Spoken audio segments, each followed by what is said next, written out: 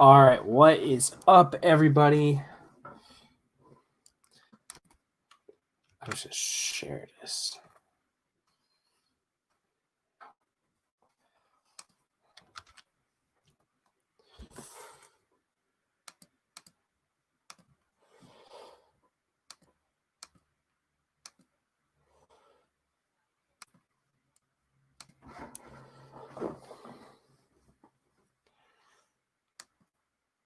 No, it's not what I wanted. Yeah, no viewers. That's expected.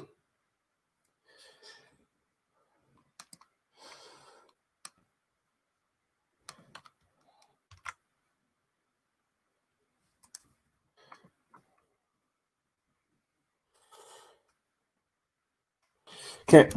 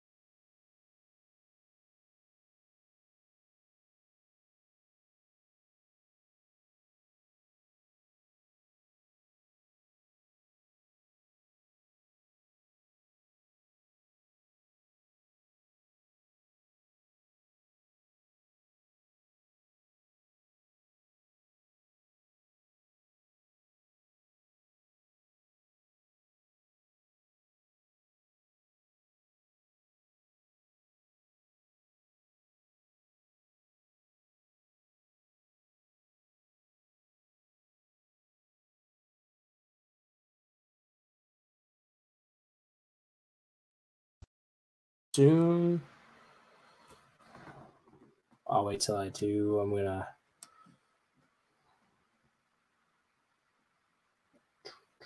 Let's go Niners.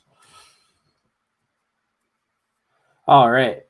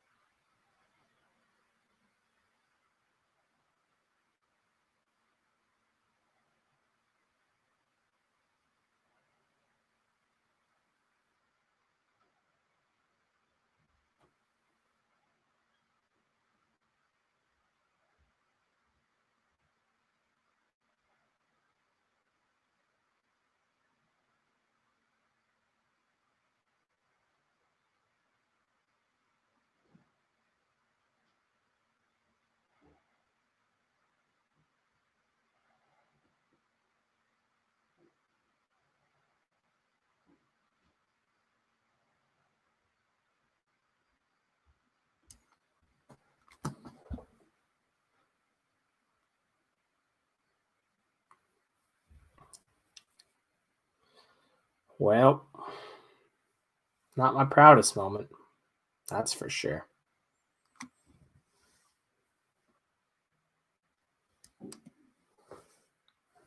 Let's watch the football game.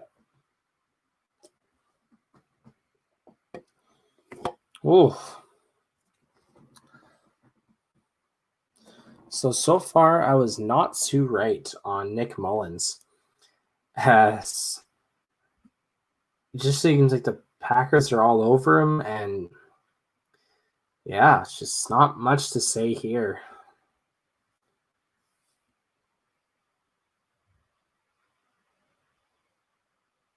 I'm so fucking mad at myself. I didn't need this to happen.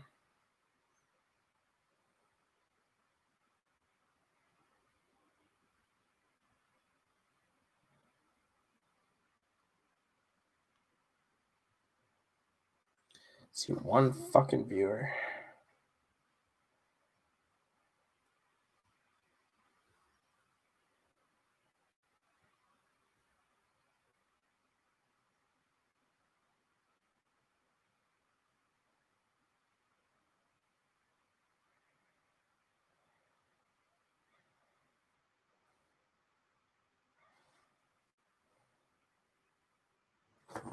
All right, well.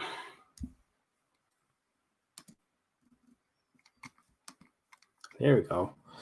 And Mullins not really doing a whole lot there. Ball's on a 9 right now. 2nd and goal. We'll see what happens here.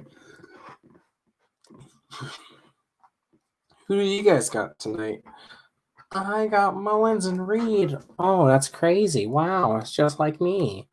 Oh, wait, the only person I can hear myself is me. This is just sadness.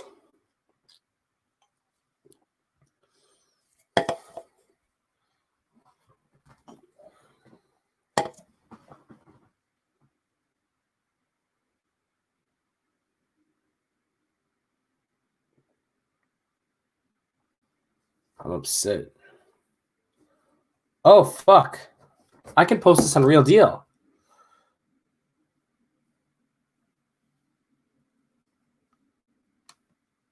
No, I don't.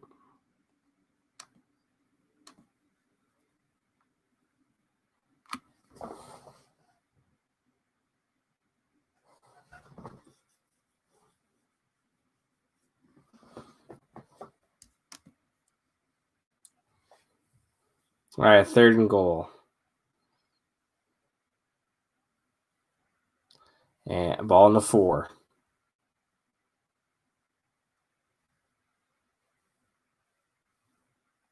Well, that's that. And so we're taking a timeout here. So in the meantime, drop down in the comments who do you guys got it going tonight. I personally got Nicky Mullins, who's so far about 2.04 fantasy points in your average league. Nothing crazy, nothing too bad. And I got Jordan Reed, who, as you can see here, 1 fantasy points. I'm running off PPR scoring, so 1 point per reception, 0.1 per yard, and then quarterbacks is 0.04 per yard, and then 4-point TDs. So far, Jerick McKinnon's been a slight surprise being a bell cow. I thought for sure to give it to Hasty, but I mean, so far, 4 carries, 20 yards. Hasn't caught the ball yet, but he's doing something. And here we go. Nope. Oh, he caught it. Touchdown Niners. I'm trying to see who caught that. River Craycraft, they say. River Craycraft got a touchdown for the 0% of players who had him in their lineups tonight. Congratulations. You just got 6 points. For the 0% of America who knew who River Craycraft was before this, well, now you know. He's number 86 for the 49ers. I'll try to get any information on him. Let me refresh my little page here. Yeah, who is this guy? Who is this guy?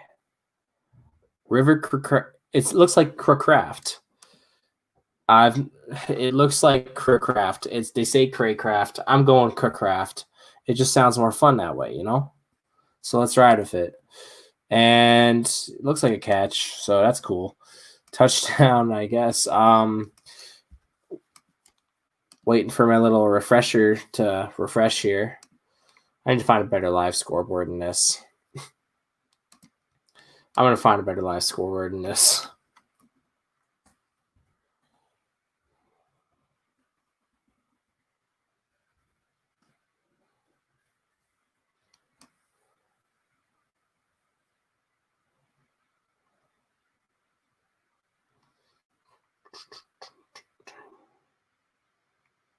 Huh. Okay.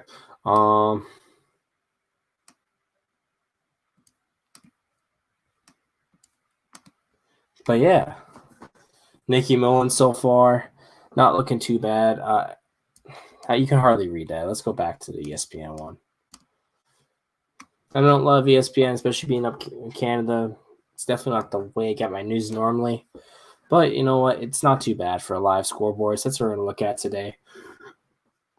Fun little story, actually. I was streaming this game, and my first time streaming NFL football, and I realized that you cannot stream NFL football. So I normally stream on Twitter. Check me out at GOURSIE19. And yeah, you know, I got kicked off. I'm the bad boy streaming. Ooh. So I'm here speaking to one person. Whoever that one person is, you're dope. Otherwise, yeah, just I'm living the dream. Thursday night, beer in hand, talking to my screen, listening to some football. My buddy's coming on soon. I should have just titled this like most depressing NFL football stream ever. It's not too late. I can make a brand out of that. Most like depressing kid streams NFL football. Share it with all your friends to make yourself feel better. He's just staring at the scoreboard, listing off numbers by himself. One person is listening to me right now. That's an idea. You know what? If I didn't have other people coming on with me tonight, I'd own that. But in the meantime, let's see what this call is here. Oh, no catch, no River Craycraft today. I'm gonna find more about him and let you guys know. River Craycraft, what a name! So River Craycraft, I'm gonna look him up on Pro Football right now. So River Craycraft, undrafted, and tonight is his first ever. Yeah, tonight was his first ever target. That his touchdown was his first ever target in the NFL. 3 points for Robbie Gould. So 3 points if you're rostering Robbie Gould. Let's see how many guys are rostering Robbie Gould right now. I don't think it's a very high number. I'll use Yahoo as reference because they have kickers. You don't normally use Sleeper because it's more accurate, but it's just not many Sleeper leagues I know of have kickers, so I'm not going to bother. And 3 points for Robbie Gould. So for 68% of fantasy owners, that's 3 points for you. Congrats. Give yourself a little tap on the back. And now Packers get the ball back and get a chance. River Craycraft. Yep. Actually, on Sunday was his 26th birthday. He's from Rancho Santa Margarita in California. And yeah, so far he has 1 tackle and 1 target on the season. What a guy. What a guy. So that's what we're going to do tonight. Once my buddies get here, I'm sure once my buddies get here. Fuck, I sound so sad. In the meantime, that's what we're going to do. Just let's talk some stats. Let's talk some numbers. Normally I have a lot more than 1 or 2 viewers, but you know what? We're just going to ride. Just enjoy the show. Relax. For the person who just joined, you want to learn more about River Craycraft? Sure. It was his 26th birthday on Sunday, so happy early birthday or late birthday, sorry to him. Nearly caught a touchdown. I would have given it to him, but that's about it. Hasty is killing it for me, going at -1 going into the second. Yup. I hear that. I was big on Hasty. I actually didn't get him in any of my leagues though. Thankfully, I didn't. Couldn't be more disappointing right now. But regardless, here we are. Yeah, let's just ride the wave. Let's see what the Packers are doing right now. 2nd and 8.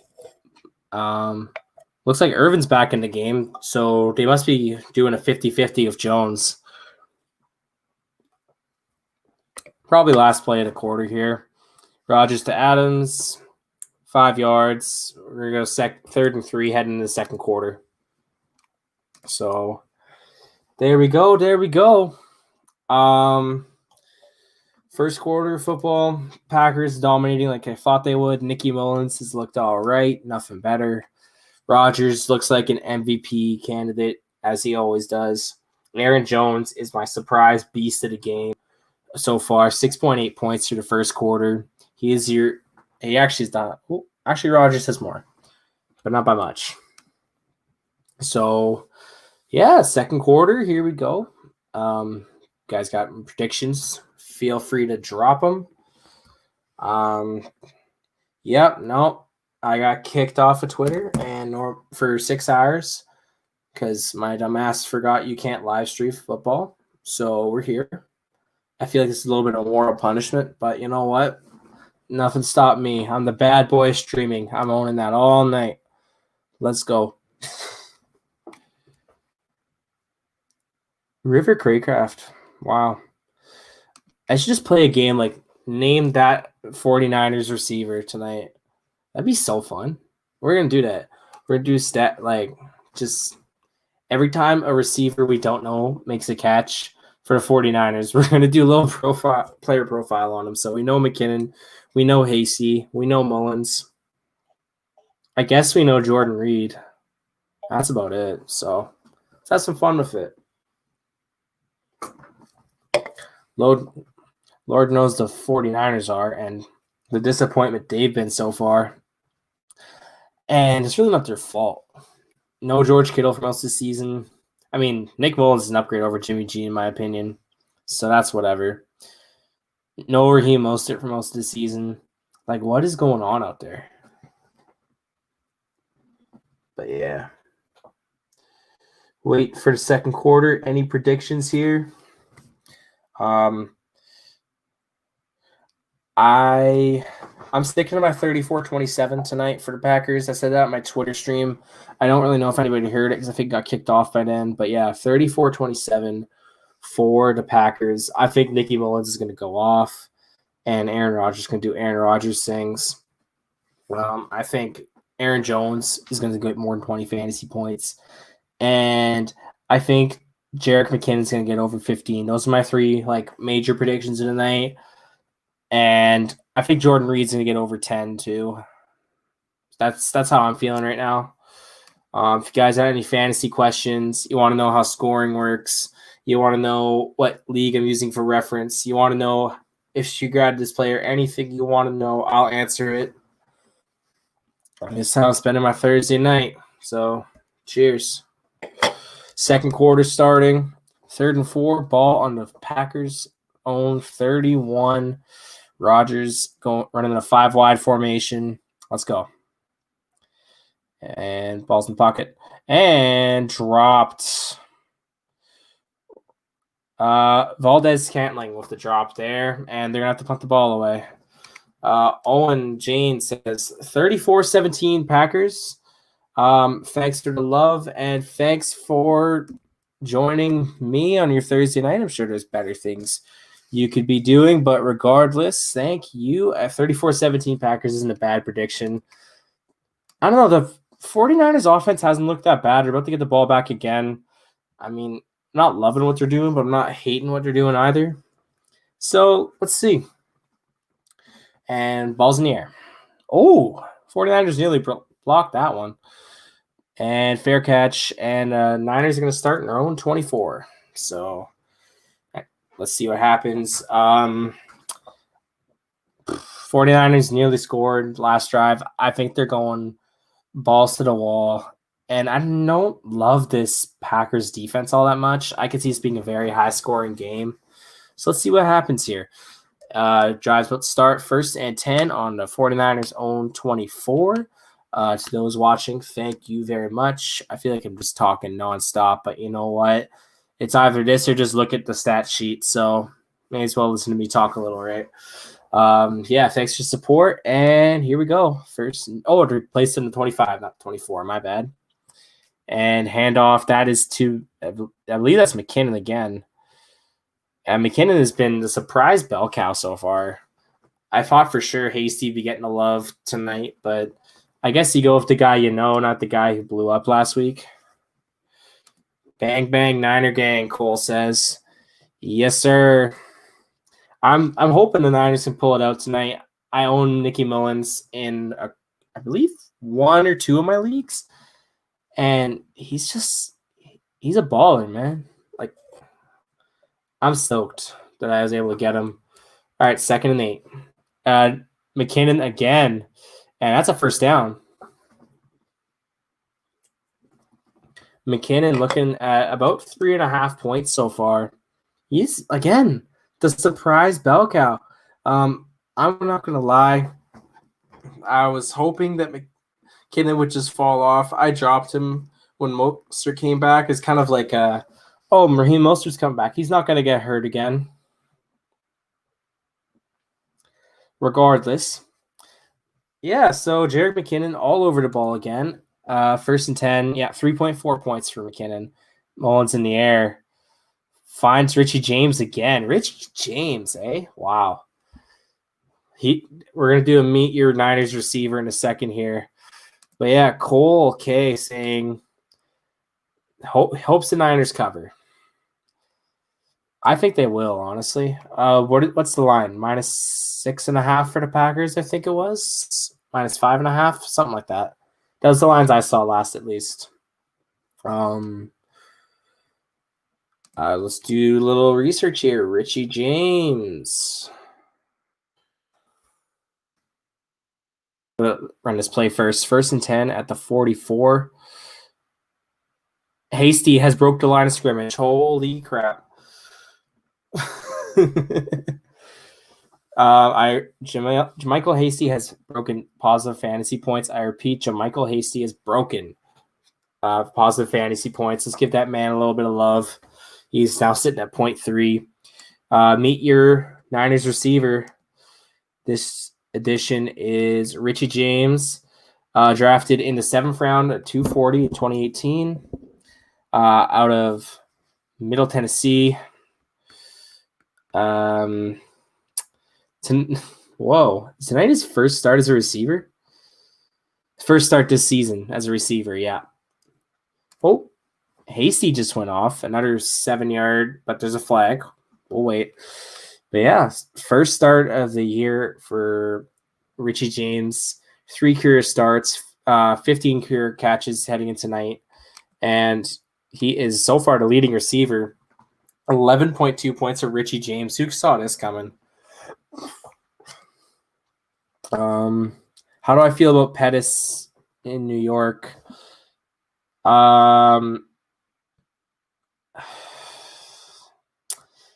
I don't know. There's already so many bodies there. Like, the one thing they really didn't need was receiver. So, not sure how I'm feeling about that. Yeah, I don't know. So, because there's already Shepard, Tate. I mean, say what you want about Ingram, he's still catching passes. Darius Slayton's still there. I don't think he does much. Maybe a couple catches here and there. Definitely don't go Adam, that's for sure. Trevor Lawrence to the Pats. No way. He's going to the Jets. No question. I'll put the question up. I just read it real quick. Shout out Jaden. Thanks for supporting the little live stream I'm doing here. Definitely not my proudest moment getting kicked off of Twitter for 6 hours, but bad boy streaming. Whoop whoop. Yeah, Trevor Lawrence not going to the Pats, going to the Jets, no question. Jets aren't going to win a game. All right, let's go back to the game real quick here. So that JaMycal Hasty run was called back. 3rd and 16. Uh-oh. Oh, no. Nicky Mullins got hit as he threw it. Throws a duck. No flags. Packers return it to the Niners 36. And I think this is where we're going to see the Packers really start to take over this game here. Oh, that was a bad throw. I wish I could show you, but I learned my lesson. I can't show anything, and it's NFL football. Holy crap. 5.5 minutes, and I got kicked off of Twitter. But regardless,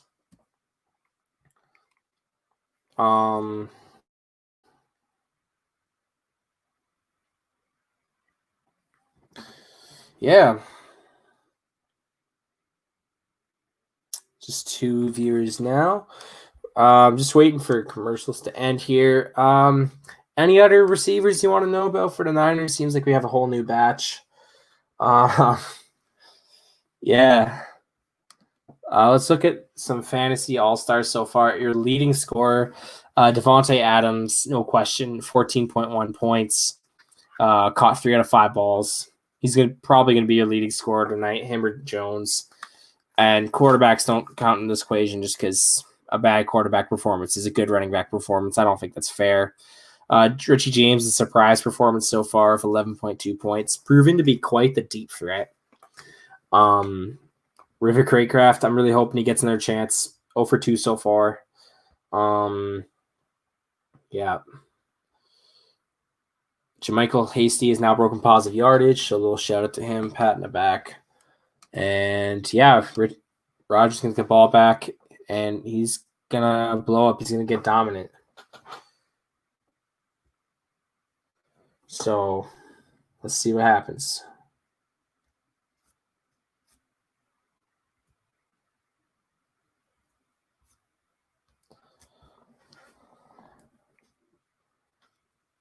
Well,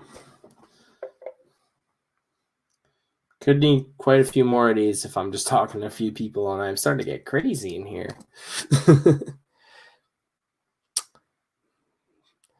The lesson here is don't get kicked off Twitter for breaking the rules. Well, I feel as though I need redemption. So I'm going to do this again for week 11 for the Cardinals versus Seahawks on Twitter. I have like 0 traction on my YouTube channel. So we're just like not going to do that very often unless it starts blowing up here all of a sudden. But yeah.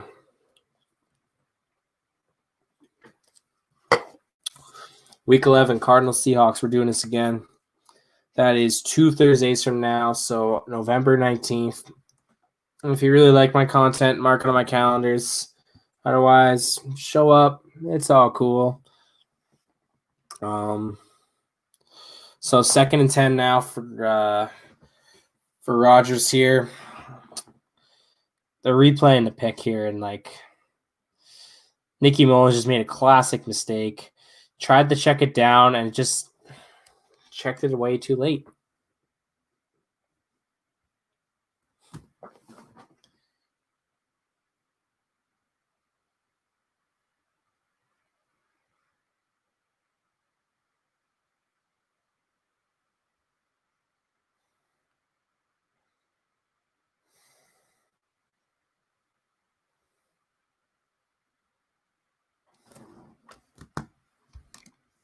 All right.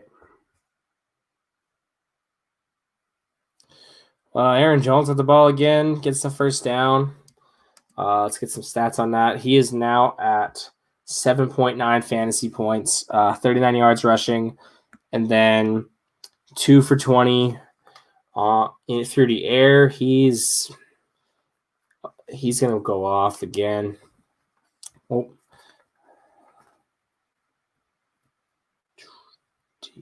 Ball on the 27. And here's Jones again. And he takes off and, barely gets hauled down. He is down to 21 now. Now 8.5 points for Jones. Aaron Jones. He's proven tonight why he was drafted as an RB1. Guy's proving it. And, yeah. 2nd and 4 to 21. They're already in scoring range. I'd be shocked if the Niners were able to hold them to field goal. This Packers offense is something else, and this Niners defense is too hurt to stop it. Negative 6-yard reception for Aaron Jones.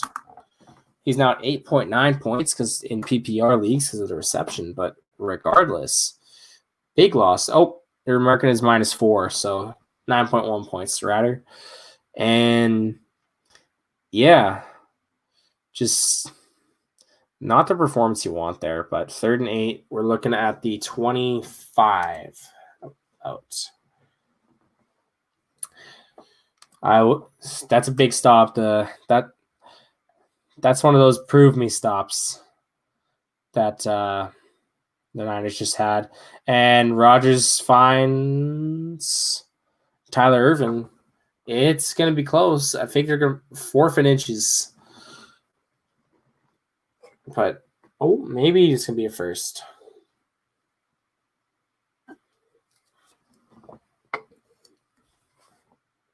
And, no. I don't know. That's looking like forfeit inches for Rodgers and the Packers here. They got to go for it, right? There's no way you don't go for this one. They're giving them the first down.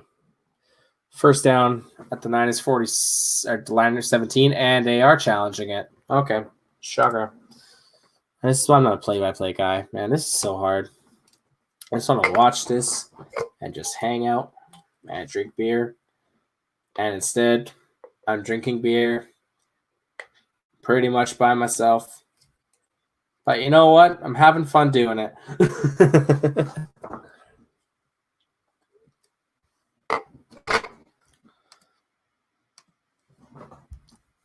Yeah, I don't know. I watched that play. It looked like the ball broke the plane. But like, what's the rule there? I'm pretty sure it's if the nose of the ball breaks the plane, it's a first down. Because if when they lined it up, the nose of the ball broke the plane. The line judge is right there, so I guess he'd know better than anybody. But that looked good enough to me.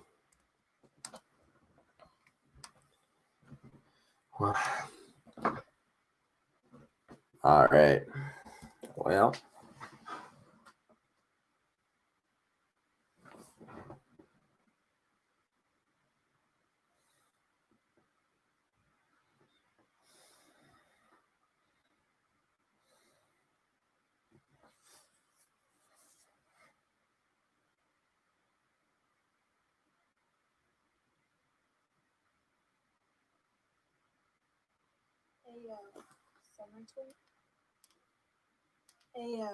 Summer 20 check.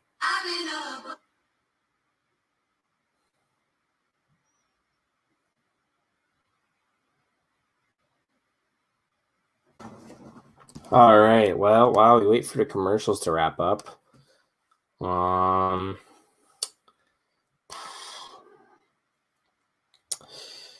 yeah.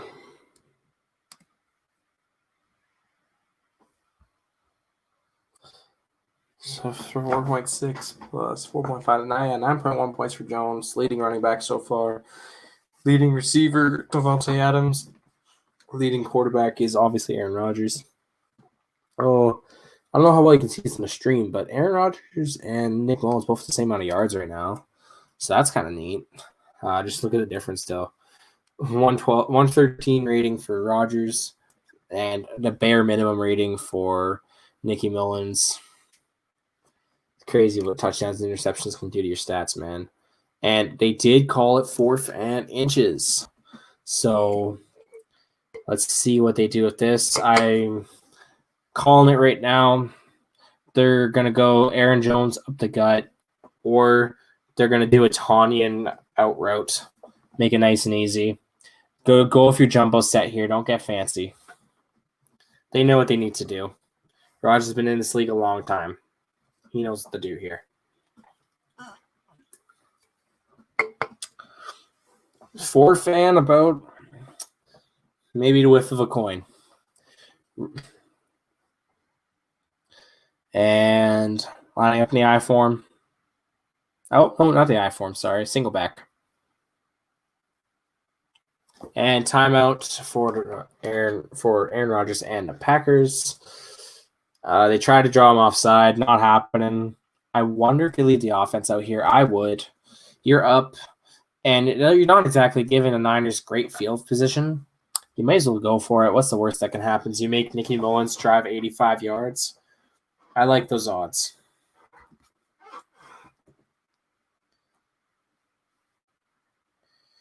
Wow. Fun little stat. Davante Adams, 48 touchdown catches since 2016. That leads the NFL. That is crazy.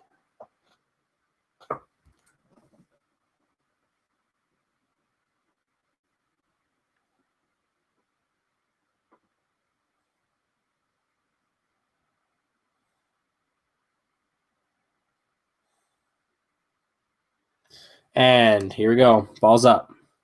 And caught. Davante Adams with a 3-yard gain. And believe that they're going to spot that at the 14. Wow, nice throw by Aaron Rodgers.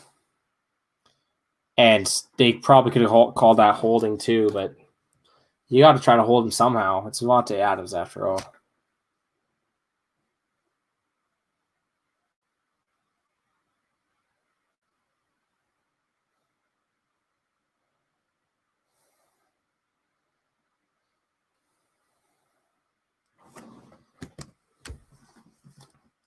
And here's Jones up the gut, and he's going to get he just took a hit. But looks like they're going to spot that at the 10-yard line.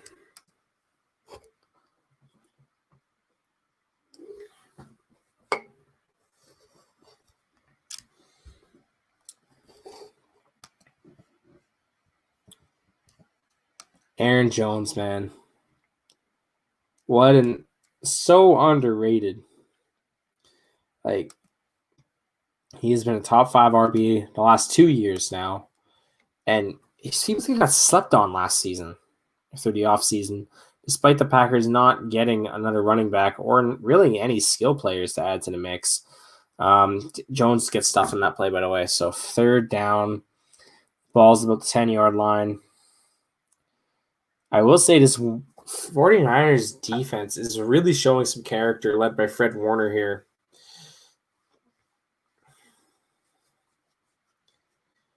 And 3rd and 5, ball is at the 9. So chip shot field goal if you don't get this here. Otherwise, probably seeing 7 on this play.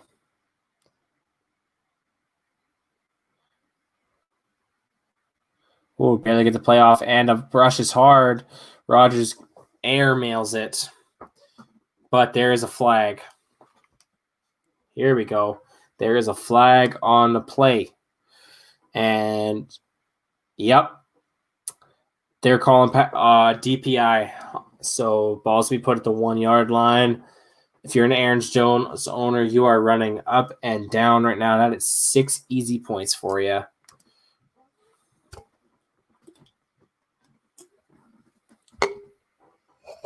Now that I said Aaron Jones is going to score, there's absolutely no way he's going to score. But, that's just how it be sometimes.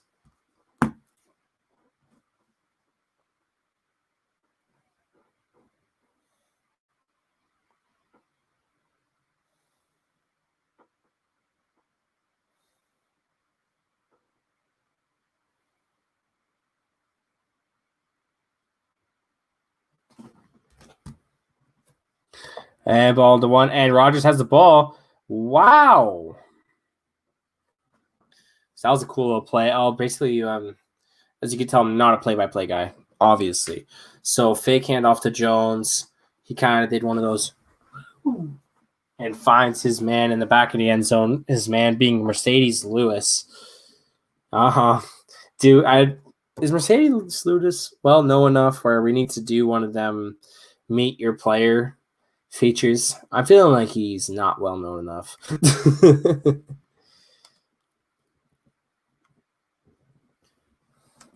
Mower guy says sup. I say sup back. I don't really know how to answer that, but sup, bruh.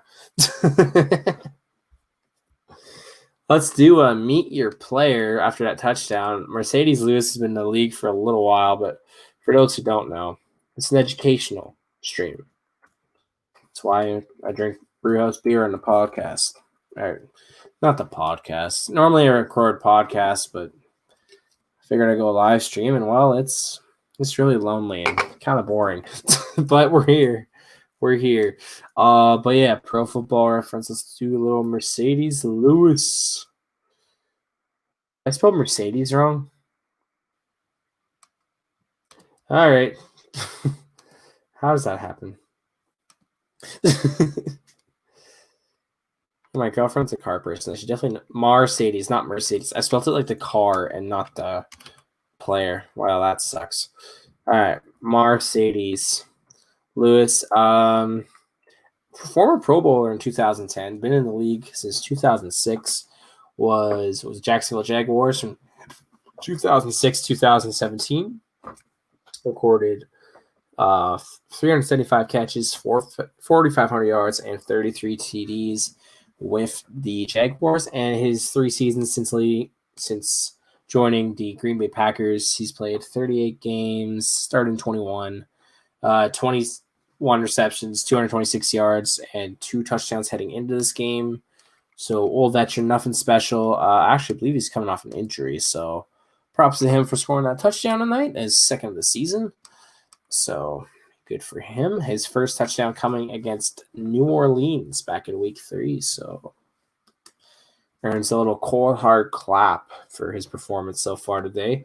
1 reception, 1 yard, 1 touchdown. All-star numbers. Gotta love it.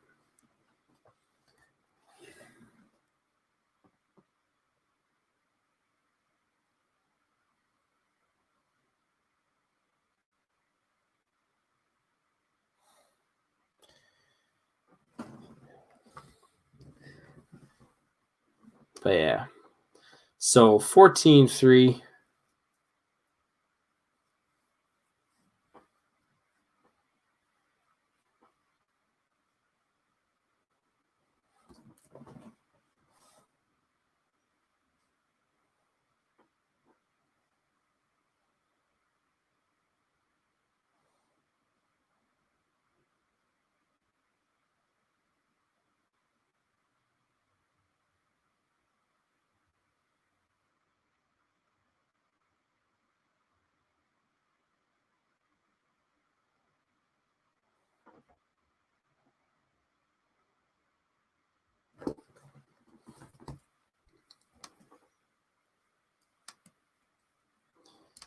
All right, so Niners hit the ball back down 14-3. Does Nicky Mullins make up for his mistake, or what are we doing here? I'm saying Nicky Mullins leads a touchdown drive. I'm not just saying this because I have him on my fantasy team and I have him starting tonight. But let's go. I got to see something here.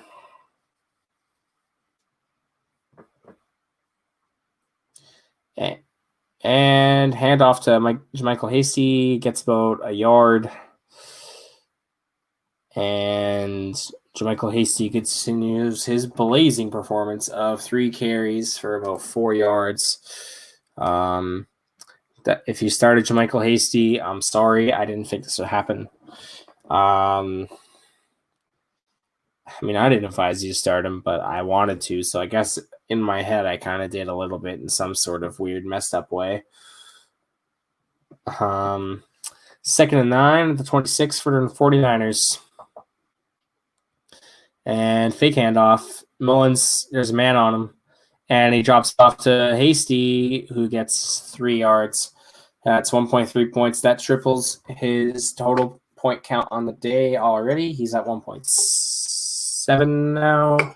So good for him, I suppose. Actually, it's quadrupling. Wow. In case you can't tell, I'm a little bit of a math guy. Kind of helps when you're playing fantasy football. You can just kind of fake numbers and shit. Think of Rain Man, but with sports. That's kind of how I describe myself, I guess. LOL. Did I just say LOL out loud? Oh, God. That's embarrassing. It's okay. Nobody can hear anyways. Oh, God.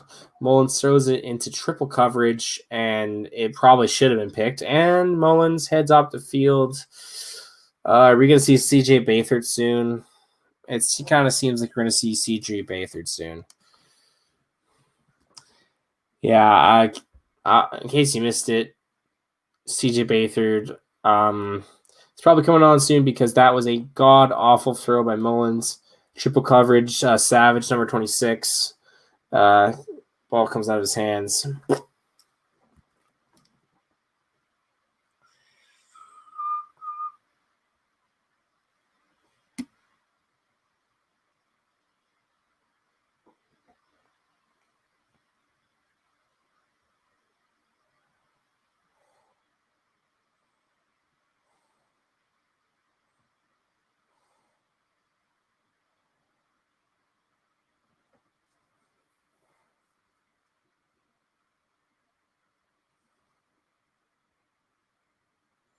All right. And the beauty of this half being almost over is we're going to have some guests joining us soon. Possibly having Laquan Jones from Real Deal Fantasy and Sean Weymouth from Real Deal Fantasy are joining us. Us being myself. So that'll be fun. Just living the dream over here, you know. Also, it's a smart whoopsies. That's the beauty of having a football game in your ears and then you having to blip word vomit out. Just not going so great over here as far as trying to remember what I was going to say. I literally feel like I'm in a madhouse with all these voices coming in at once. So once other people get in, I'm going to kill the noise in my headphones. That'll help so much. But in the meantime, not a movie pod or not a movie live stream, but if you have Amazon Prime, I highly recommend watching Borat 2.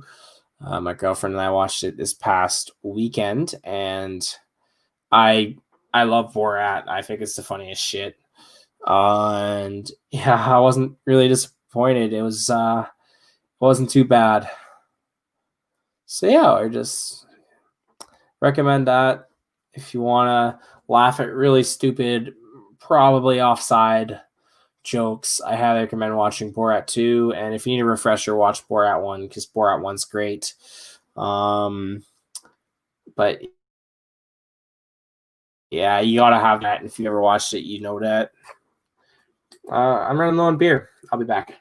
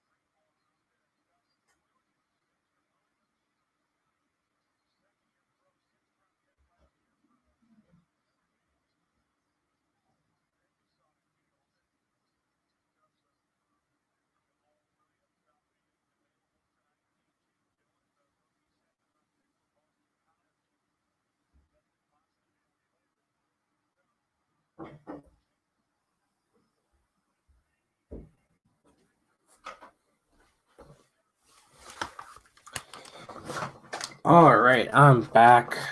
I had 2 viewers when I left and 2 viewers when I came back, so awesome. And as a reward for sticking around, you're going to see the beer I'm drinking next. A little good old no-name beer. You can get it in Alberta, Saskatchewan, and I believe that's it. I get it at your Superstore liquor store. I believe it's 22 for 24. And you know what? If you want premium beer, don't get No Name. But if you ever bought No Name anything, you know it ain't premium. So cheers to mediocre beer.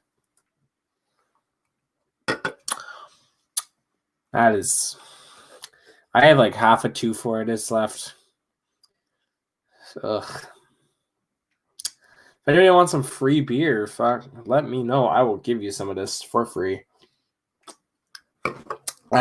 In the meantime,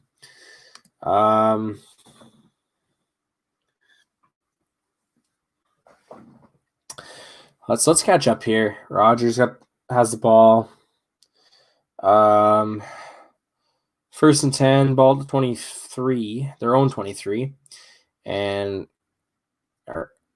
Dexter Williams, that is his first carry or second carry of the game. Wow, I'm doing a great job keeping up here.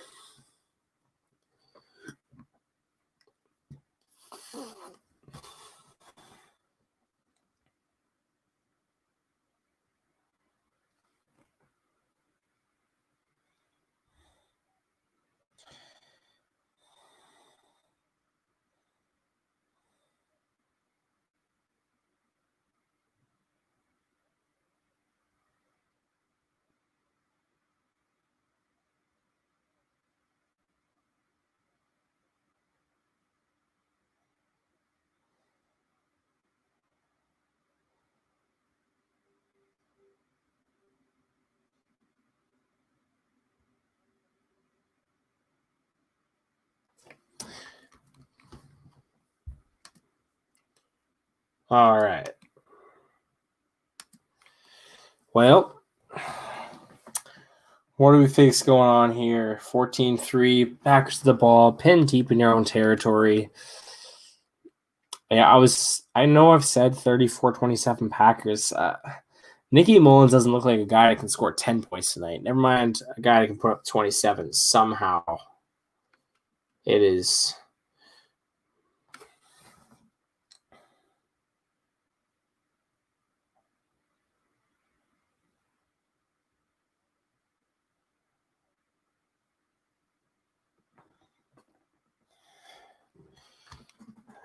Getting up with vibes or something like that. A little the baby action over here. All right, 2nd and 7. I just realized Rogers doesn't have his beard. He kind of looks old and decrepit without it. Yeah, somebody looking younger with their beard, I know, right? But yeah, a little Aaron Jones action there. Let's look at Aaron Jones points update here. 50 yards in the ground, so that's 5. And then that's another, yeah.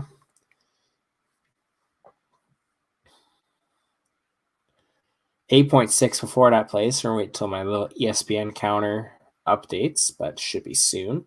3rd down for Rogers, and he's going to try to escape the pocket here, and he gets that first down. Wow.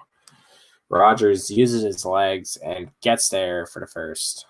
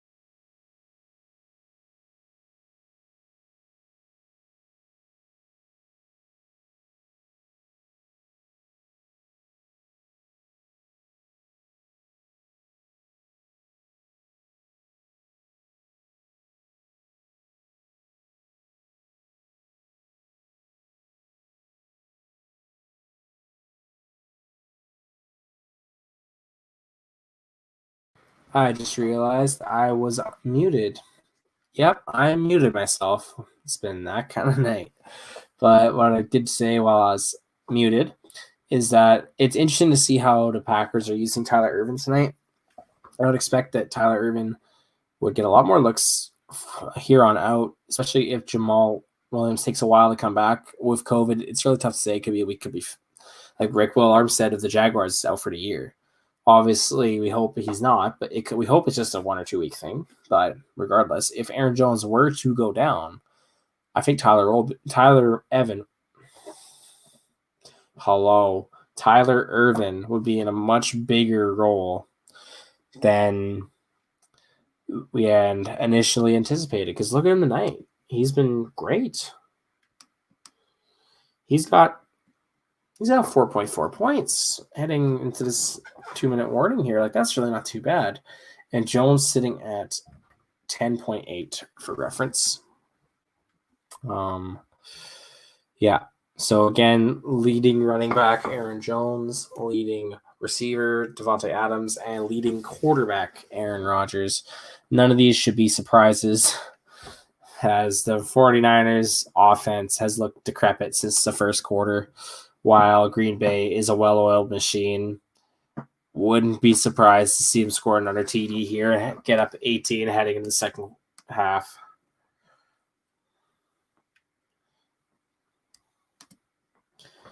But yeah.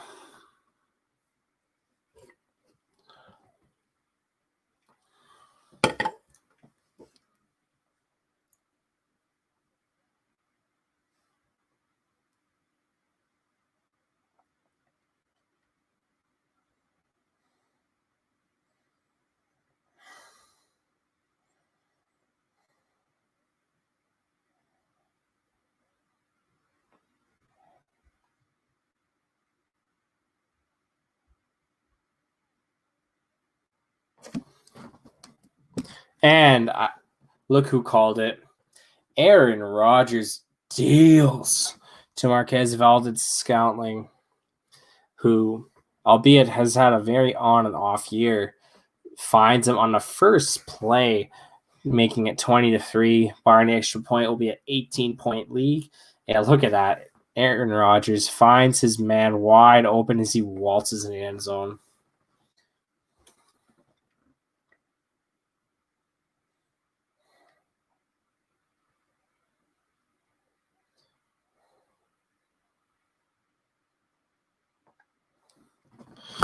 But yeah, it's 21-3 and a $1.53 to go in the second half. Nicky Mullins has a chance.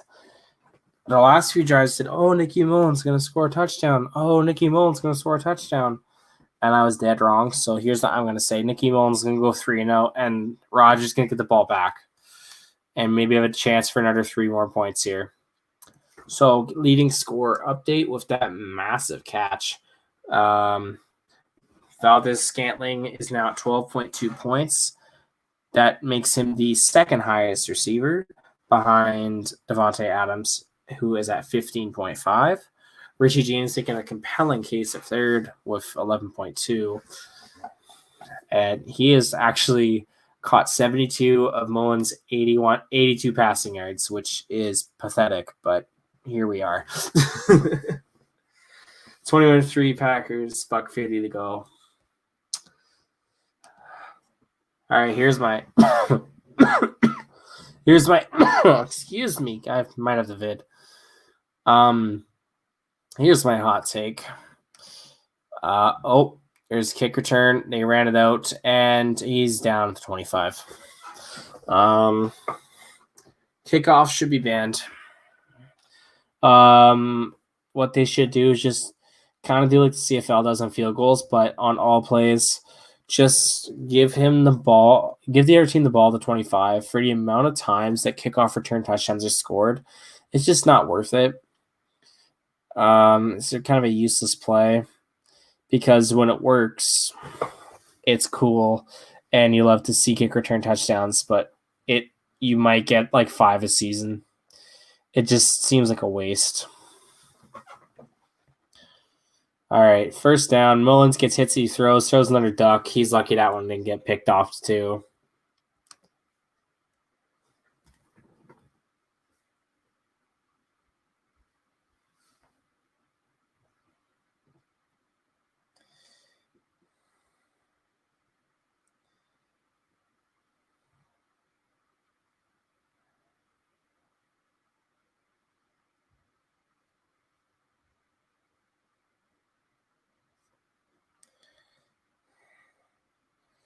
All right, 2nd and 10 for the Niners here. Okay, Mullins completed the pass, and it's our boy River Craft. That is his. Please tell me that's his first career catch. Hey, it's his first career catch. Awesome. Good job, River Craft. Make $120 to go. Mullins is calling an audible. Buddy, you're wasting time. You got to get it going. Why are you waiting? Oh, my God. Just such a waste of time. There's 15 seconds gone. There's 20 seconds gone. What are you doing? Are you trying to draw them offside? Are you dumb? Oh, my God. Oh, God. Jesus.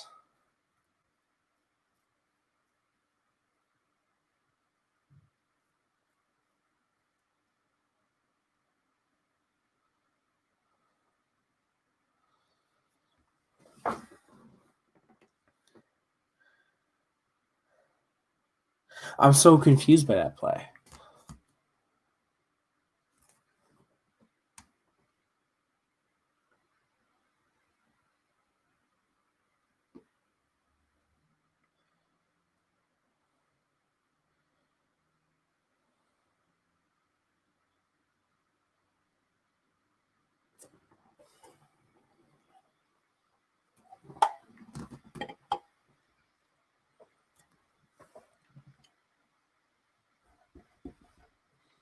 All right, 55 seconds left after that. Abysmal play call. Oh, and a drop by Richie James. So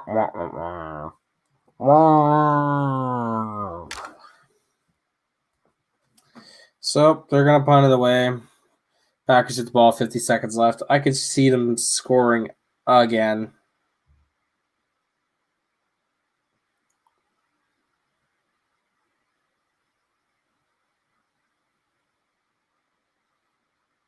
And fair catch at the 25. Packers zone 25. 44 seconds to go.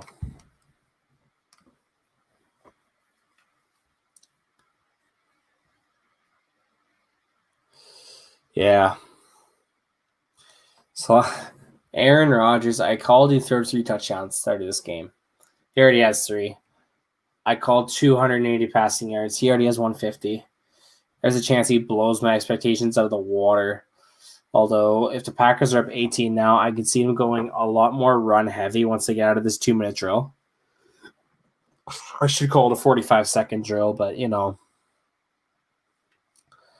All right. Ball 26. Rodgers can't escape the pocket pressure.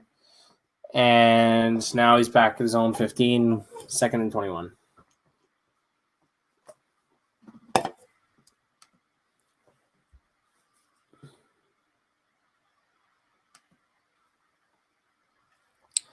Well,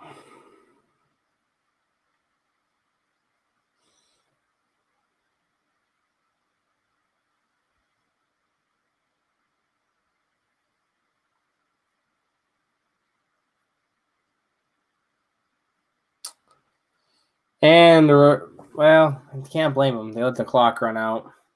So 21-3 at halftime. We know the leading scores. As there's any fantasy storylines to follow here, I'd say keep an eye on Tyler Ervin. He's been surprisingly productive when you give him the opportunity. Keep an eye on Jerick McKinnon, although with just 3.3 points, he's not exactly the guy I'm shouting out a lot here, but Mullins has been so bad so far. I can't really see them going through the air a lot. So what I'd expect to see here, actually, you know what? I wouldn't be surprised if we saw CJ Beathard in the second half here. We saw what he did against Philly when they pulled Mullins. And Mullins seems to be having that kind of game again. And you got to think the leash is not very long at this point. The NFC West is the most competitive division of football. The Niners are last and they're 4-4. Let that sink in for a second. albeit they get to match up against what division do they match up against this year?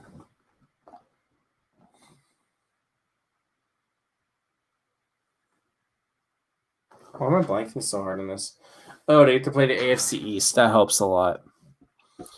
But regardless, 4-4 Niners in their last place. This is a big game for them just to keep pace because Arizona gets Miami.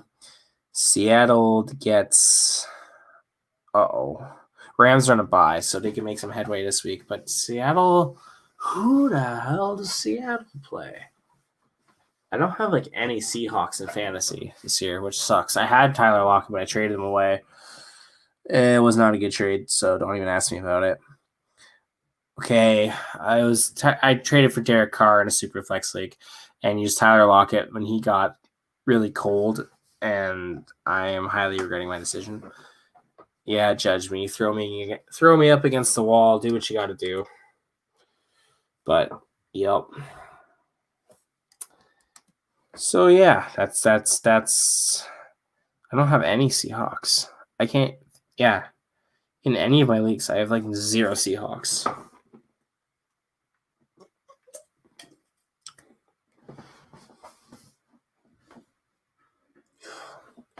Who do they play? I have it up here. Hold on.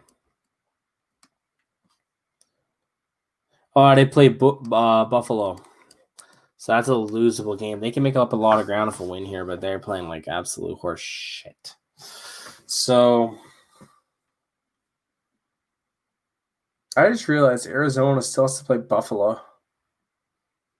That's going to be such a fun game. Arizona versus Buffalo. I could easily see that being like a 35-31 type game. I could see a lot of yards between two QBs, like 400 total yards for both kind of performance. Because neither defense is outstanding, but neither is like bad either. Like the Buffalo defense has been good enough to keep them in games. And Arizona's been a bit better than that, but like not gonna go out and like be a top 5 DVOA kind of defense either. All right. We got our first special guest of the night. Let me get you in here. Sean. What's up there, buddy? Not much, man. How about yourself? What a game. What a game. This is such a great game. I am really glad I picked tonight to do a live episode. Yeah. I'm coming to you from the fantasy. I'm coming to you from the fantasy workroom right now. You can see the tools behind me, and I see some tools on the field too. So it's kind of very apropos. I got to be honest with you. I will say I'm impressed by Marquez Valdez-Scantling finally holding on to a ball. Well, I mean, he's wide open. I hope he'd be able to hold on to it. But yeah, he was wide open on that third down. That's true. Yeah, that was a bad drop. Oh yeah. It seems like he's got. By the way, cheers. Yeah. Thursday night. Yeah, got my no-name beer going, so I'm having a good time. We still don't have a president, so hey, yeah, it is what it is. But I do want to point this out. I do want to point this out. I don't think there's any other daily fantasy podcast, article.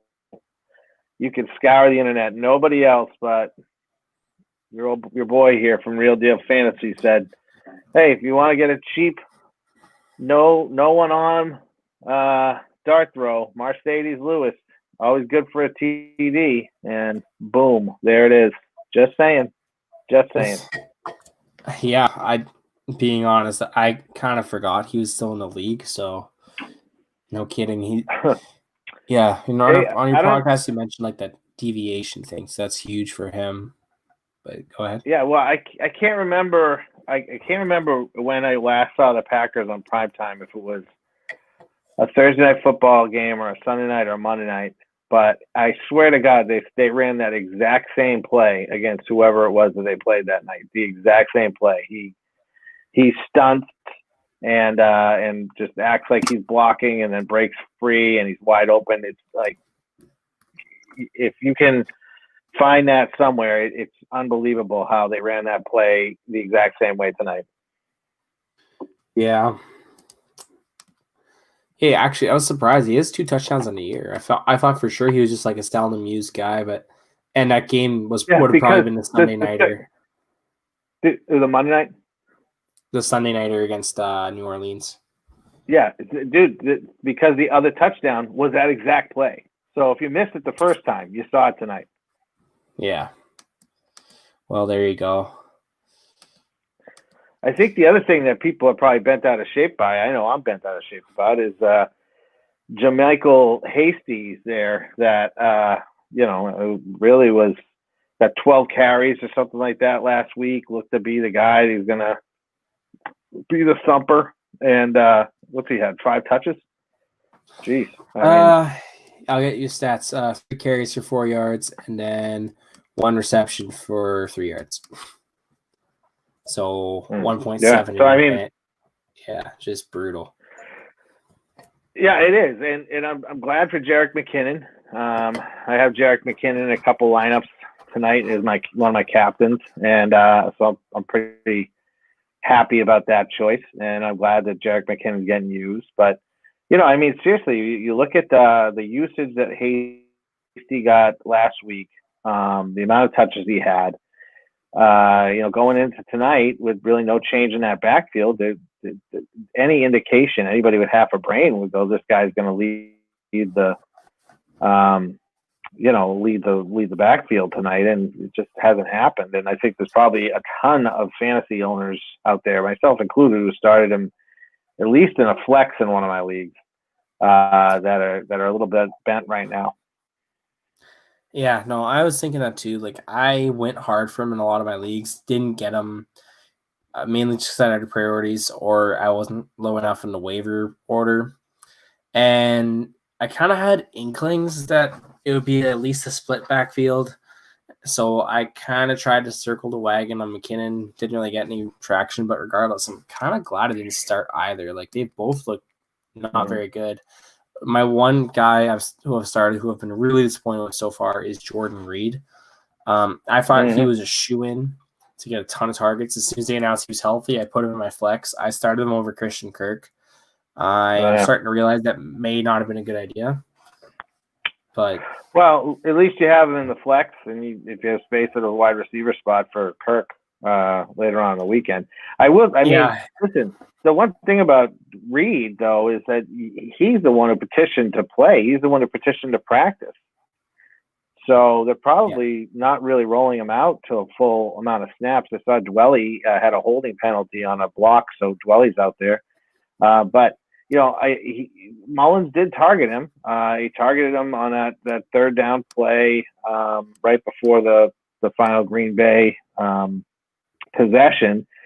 But he's double covered over the middle, double covered. 40-year-old, highly touted player. I mean, you got to think he's going to be a magnet for coverage, especially running that kind of route. And Mullins is thrown into double coverage there. He's lucky he didn't get another interception right there. Yeah. No, he's like, I was so high on Nick Mullins. I started him in one of my super flex leagues. And I actually wrote in my primer today on Real Deal, he's going to be a great QB2 for the rest of the season. And so far, he has 1.5 points-ish. That's just quick math. But regardless, he's not looked good at all. And I get the Packers' defense is good, and he has about 2 seconds to throw. But on that interception, he had an easy check down. If he throws a half a second earlier while McKinnon was wide open, no problem. But instead, he gets hit, throws a duck, and he's lucky it wasn't a pick six. Yeah, but I will say this about that play. When they went back to it and they showed the replay of it, Troy Aikman made a really good point in that McKinnon broke away from his double team block early and ran that route, and that probably is the linchpin to cause that terrible throw. But I mean, the thing is, there's a couple things you got to think about. I actually agree with you. I think he's going to be a solid play rest of the season, especially when you look at the back half of the Niners schedule here. But I think that there's a couple things. One, it's a short week. He came in, backing up Jimmy G when he went down, really came in, did a heroic effort last week, but it's a short week, short planning. You also are looking at a team that doesn't have, any of their starting skill position players on the field. And if you are imagining that Mullins was practicing behind Jimmy, with those guys, and then all of a sudden they're not even in practice. They can't even be in practice, and they got guys like Car Crash there, or whatever his name is, learning plays on the go and on the fly. I think this is just an anomaly game. And I think he's probably going to be a good play for the second half of the season. But we'll see. My only worry. I like Mullins too, by the way. I wrote about that too. I like Mullins too. I remember when he came in 2 years ago and won that game. It was like this was like the second coming. The kid had been studying the playbook under Shanahan for 2 seasons and was waiting for his opportunity. He finally gets it. He scores 3 touchdowns in a game. I mean, look, there's a lot to like about Nick Mullins. There's a lot to like about the 49ers. Yeah. But quite frankly, I mean, did you see that chart that they put up? Anybody who touched the football in the NFC Championship game last year isn't on the field right now. It's unbelievable what this team's having to deal with. Yeah, no, they're in a rough spot with injuries and everything. Their entire I saw a list, and you could make an entire 11-man offense and defense just based off guys who are injured right now, and that would probably be a pretty competitive team. Like, they are working with nobodies right now. And my only worry with Nicky Mullins right now is if we saw what we saw in week 4 against Philly, where Kyle Shanahan has enough, and I think he's getting to that point where he just throws Beathard in, and Beathard lights the world on fire and throws 150 yards in garbage time, and all of a sudden makes Mullins question if he still has a job. Because I could easily see that happening tonight, and because Jimmy G's out long term, if Beathard has another one of those performances tonight, there's a chance he starts next week. Yeah. I mean, look, I think the thing about what they have to deal with right now is they realize it's short term too. Yes, Kittle and Garoppolo are gone long term, but hopefully they get Ayuk back. Hopefully they get Debo back. A couple of these other guys, Mostert. Those guys are probably going to come back in 2 to 3 weeks and be there for the end of the season. And I think that they need to figure out what they're doing with quarterback. That's period, end of story. If they don't really give Nick Mullins a chance to get his confidence, why even have him out there to begin with to start the game? Yeah. No, I hear you there. Yeah, he just threw. The Packers are all over him. His balls that he's throwing, if you notice, in this play right here, he's throwing this sidearm ball. If he had thrown it to the outside instead of the inside, this would have been a whole different play. If his receiver had broken that way as well. The Packers are just all over him. Yeah, and I think. Yeah. Go ahead. Look at it. That. Go ahead. Is that Jordan Reed again? Who's that? That's Dwelly. No, the other tight end, Dwelly. Yeah, that's Dwelly. There's a flag. I might be a little behind on the stream. I'm not watching on TV. I'm using an app called The Zone, and they have exclusive NFL rates in Canada. So that's cool. Normally just how I watch my games. Yeah, it's nice because they have Red Zone on there, and we actually don't get Red Zone up here, so it's perfect. But regardless, I love Red Zone. Can we talk about that for a second? I love Red Zone. I love it's Red awesome. Zone. It's got to be the best invention that the NFL's had in since the spy cam, the floating thing, the hovering thing. But I like the red zone, especially when you're dealing with a team like mine who won so many championships and now look like just a bunch of bums or whatever. It's like I don't have to sit there and watch it for 3 hours. I can watch red zone and get every hot play that's going to happen. And it's just the best service. Yeah.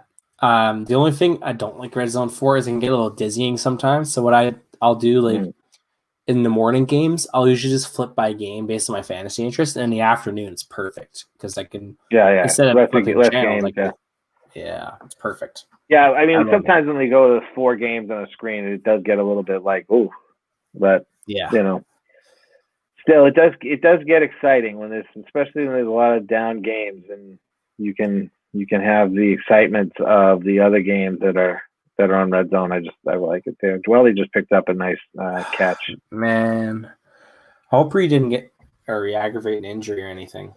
Because if so, worst case scenario, I just drop him again. But regardless, that's $1 fab that's gone, and the more fab, the better this time of year. I'm starting to run low, and I only have one league with fab. Actually, I have 2. One, I still have 2/3 of my fab, so I'm probably just gonna go hard the last couple of weeks, make a big waiver push, and the other one, I'm down to my last third. What, I missed something here?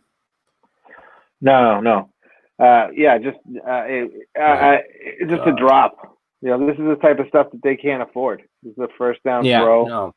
It's like they're not communicating, and it's what I'm talking about. He's playing with guys that either he's off on the routes or they're off on the routes. That's what happens when you're playing with 3rd or 4th string guys who aren't necessarily up to speed on the full offensive playbook, and they're being thrown out there to try and make up for these injuries and the COVID stuff. It's absolutely crazy. And the play is going to be affected. I don't think that's on. I don't think it's fully on Mullins. I don't think Mullins is having a great game by any stretch of the imagination. But I don't think it's fully on Mullins. It's either that receiver stopped his route short, or Mullins just thought that he was breaking when he wasn't supposed to. And it's one of those two things. It's that simple because that guy was wide open, and it should have been a first down. Yeah, no, really, he should have just been able to catch that ball, bring it in. Like any experienced receiver would have been able to bring that in, but like you said. Well, the problem is Mullins threw as if he was breaking to the sideline, though. And that's what I'm trying to say is that the receiver's wide open, but I mean, he stopped short because that's what he thought he had to do. He had a first down. Mullins threw as if he was breaking for the sideline. So there was a miscommunication there somewhere, and it's more than likely, unfortunately, the receiver probably wasn't familiar with the route. I can't imagine Mullins isn't. I mean, that's Mullins' MO is knowing that playbook like the back of his hand. So, I don't know. Yeah. Man, I'm just... You get banned from Twitter? I'm kind of disappointed. Well, it's like Twitter streaming. So what I did, I made a dumbass move because I did this of hockey earlier and it worked perfectly. So I didn't even think twice. It's like, I could just use my DAZN app and share the screen and then kind of talk over the game and get to interact, get a couple extra eyes on it. And then in 6 minutes, I got a little 6-hour ban. It's like, well, shit. I kind of figured out what happened, but well, that's why we're on YouTube. I have like 0 traction on my YouTube channel, so as you can well see. Listen, I don't mind being on a show just to talk football. So thanks for having me. Yeah, no problem, buddy. What I'll probably end up doing is downloading the audio and then turning our conversation into a little mini podcast episode or something. Mm-hmm. That way I still have content produced, and then try the Twitter thing again. I'm thinking for the Arizona-Seattle game because that should be really good, and that's in 2 weeks. So if you want, I'm assuming for the audio you're going to cut this part out, but if you want, I can do the StreamYard because my StreamYard is actually connected to the Real Deal YouTube channel. We could switch right now. Yeah, that works. If you want. Well, I don't know. We pushed this link out, so in case anybody reads it, I think we should have the link, I guess. Good But point. next Right. time, let's do it next time, because then that way, we can. I know that there's people that hop on there all the time to see those videos. You know what I mean? Yeah. Yeah, next time we'll do that. Yeah. Are you free? The next 3 Thursday ones all kind of look good. Like Indy, Tennessee could be interesting. And then Arizona, Seattle has a chance to be game of the year. And then for the sure. rest of the Thursday matchups suck. But, Yeah. Oh man, something just happened. I had a nice cash flow going, and all of a sudden I just dropped. Serious. Let's see. Who are you running in your DFS lineups tonight? So my number one lineup right now has Richie James as the captain in DraftKings, Devontae Adams, Aaron Rodgers, Aaron Jones, and then Nick Mullins and Jermichael Hasty. If they could pick up the pace, that would be real handy. But yeah, no, I ran. I did 18 lineups. Is that another Devontae Adams? Yeah, look at him go. I did 18 lineups. Wow. I played. I did one single entry tournament and then played 17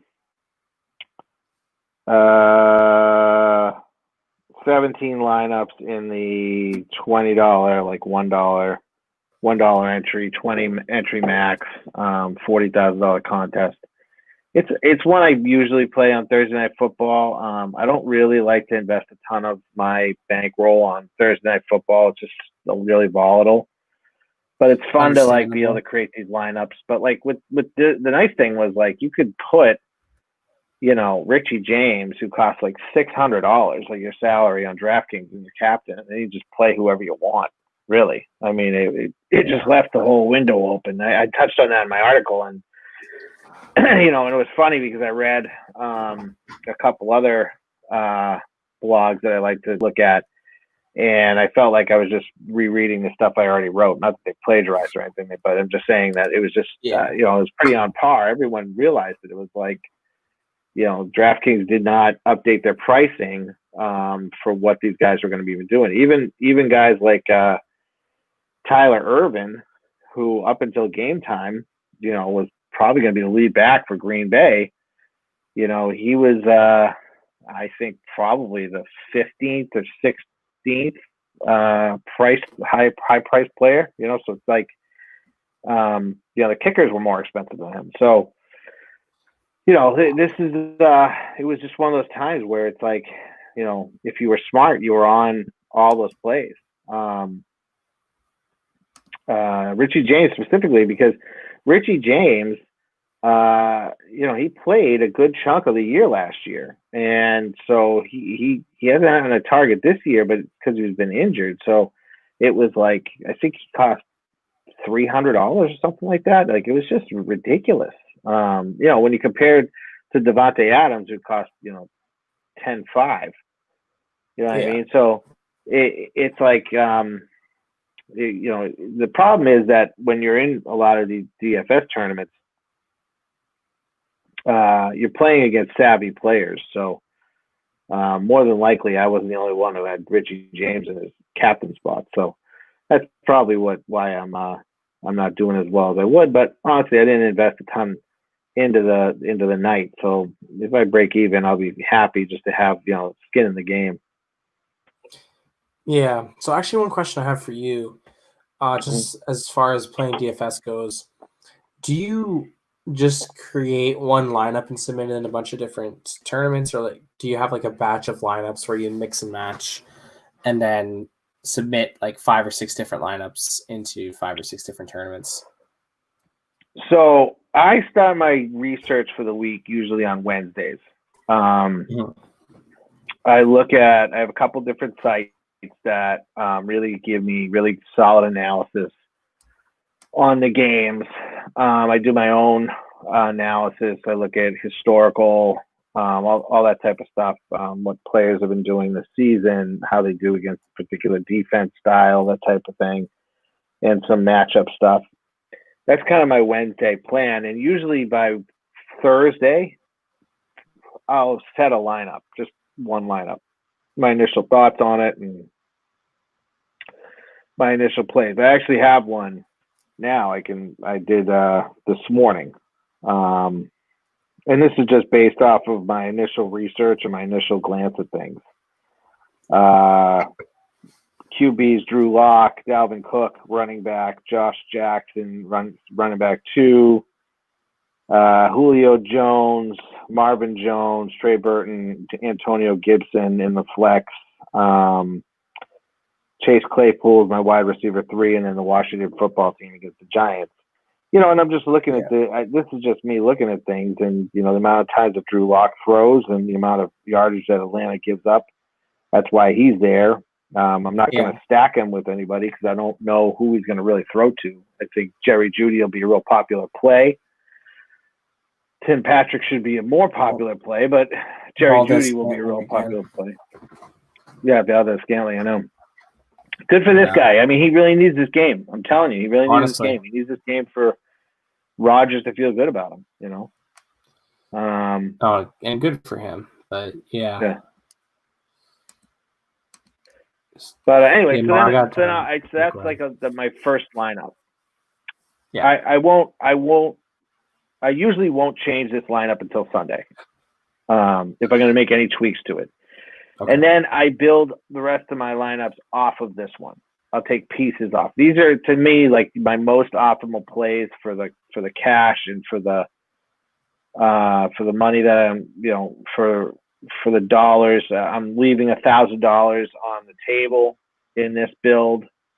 So if you get some news, you have some room to move, switch around. Like I could upgrade Trey Burton to Eric Ebron or something like that, or stay with Trey Burton and then upgrade somewhere else. But I usually would stick to this until Sunday, and then I'll build off that.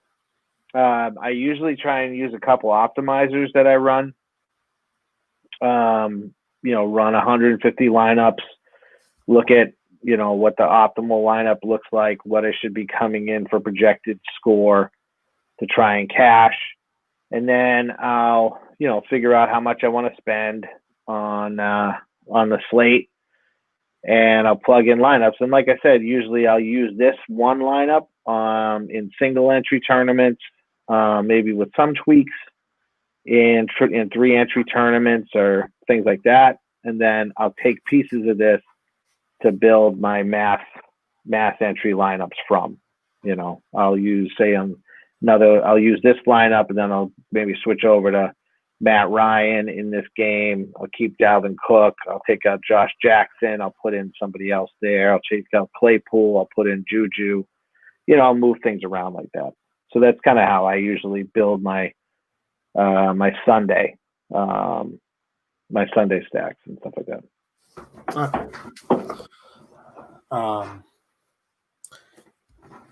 Yeah, something I want to get into is DFS. I've always found it kind of interesting, and the volatility of it actually intrigues me. Well, that's the thing. I mean, you have to look at it as a very volatile thing because they're real people that you're talking about. And so you have to really, I think, to be fair, you can go into DFS and win a lot of money without a lot of knowledge and experience. And something I did actually the last 2 weeks is I took $20, I put it in a 20 entry max, $1 entry, 20 entry max tournament. And I made a stack for every single quarterback that was playing. I made a game stack for each one. Just to see if the theory of, the correct plays and the correct stacks and everything worked. And I pushed $20, $20. $20 would technically go in 17, but I didn't have DK Metcalf on a certain lineup or something like that. I can't remember. But point is that,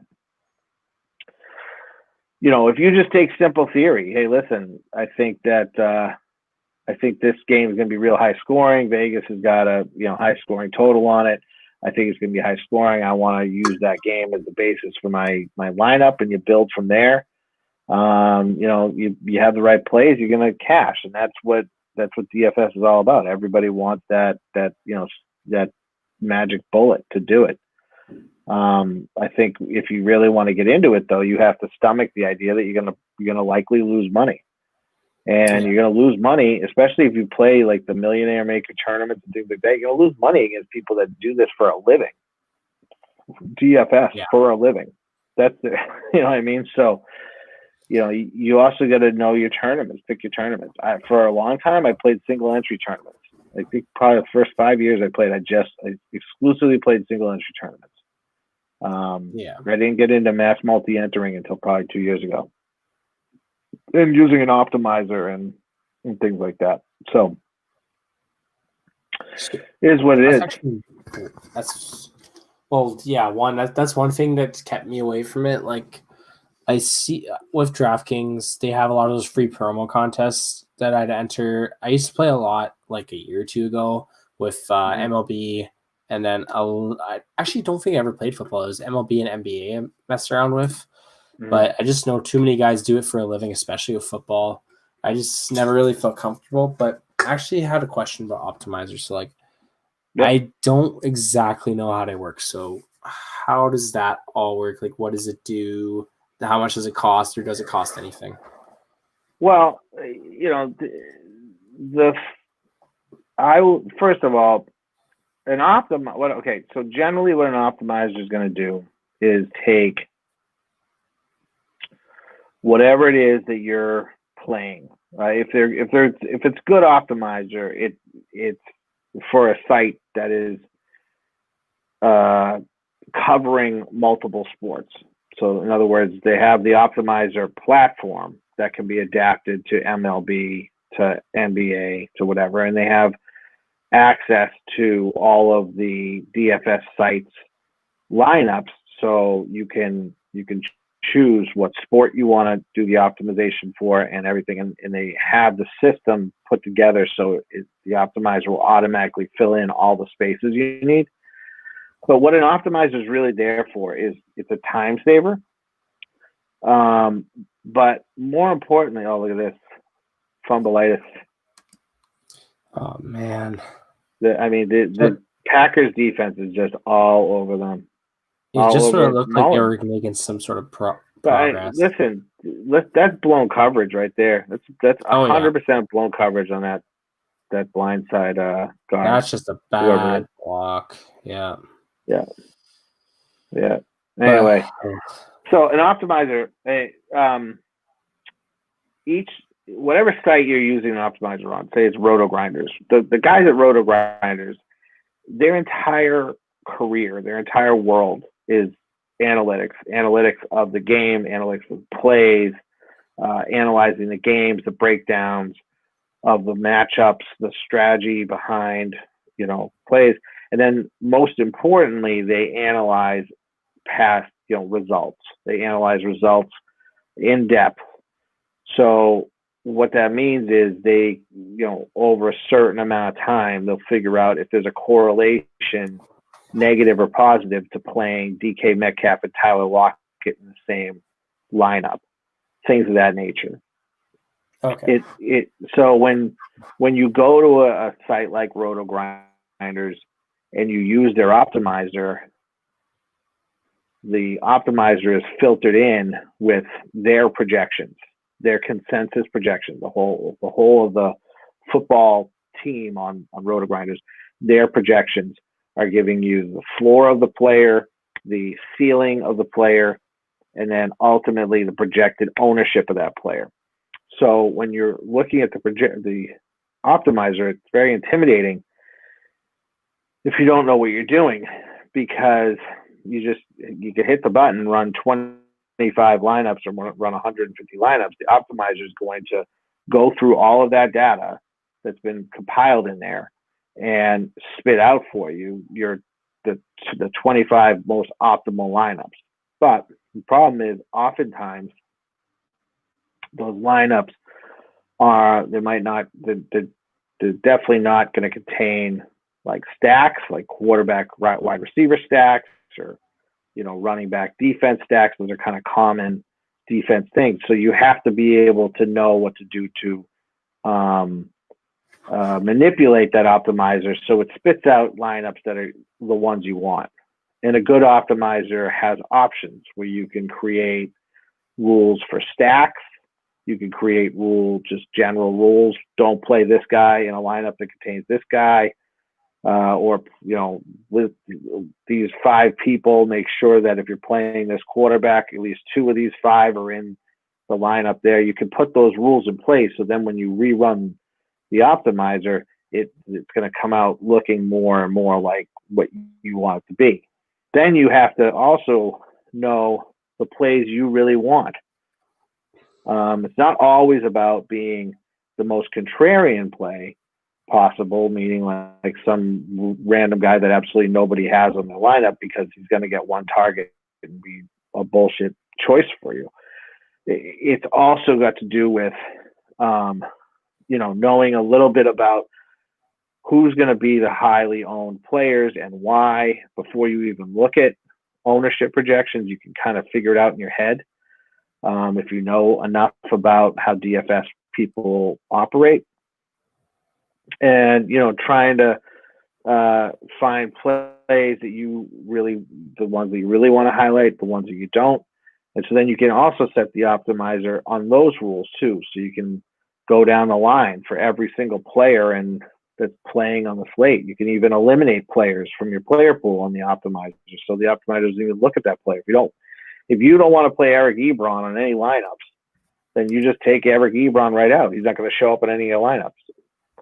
So once you have basically everything you want this optimizer to give you, why you use an optimizer is that you have now built this thing to give you not just the optimal plays, but the optimal plays based on your vision. And so then you hit however many lineups you need. It spits it out for you. You can go through the lineups. You can make changes. You can do whatever. But the really nice thing is, and this is why it's really handy, a good optimizer, RotoGrinders has a fantastic one. Awesemo has a fantastic one. The fantasy footballers, they have a good one. They have a direct connection to DraftKings. So what happens, or to FanDuel. So what happens is you take your lineups, you hit export the lineup, it spits out a CVC file CVC file, and you save it to your computer, open up DraftKings or FanDuel, go to the lineup tab from whatever that is to import lineup. You import your CVC file right in there. It goes right into the DraftKings, comes up looking exactly like DraftKings. It's like a lineup. And then you can just go and plug and play on all the contests you want to use that lineup in. So that's kind of what the overview of what optimizers are. It's very intimidating, believe me. RotoGrinders does a really nice job though, because they also have a squad of guys every season that are going to give you their expert picks based off of different levels. There's like the conviction plays, the value plays, the whatever, and they're called premium filters.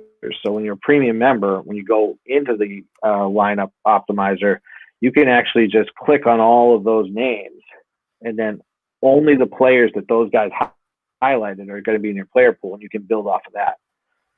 Which when you're trying to do something on the go, like if I was running late on this and I want to run 20 lineups and go in that optimizer, I'd find the premium filters that go in there. I'd take a look at them, make sure that all the players are the players I want to do, maybe make a couple other adjustments, build a couple stack rules, play, Devontae Adams and Valdez-Scantling with Aaron Rodgers. Don't play Aaron Jones in the same lineup as whomever. It's a couple things like that, and then just hit build. It would build me the 20 lineups. I'd export it, I upload it to DraftKings, and then just stick it right in the $20 contest. I could do that in 7.5 minutes. So it can be really handy once you get comfortable with using it. But it's not something that I think that if you're going to get into DFS,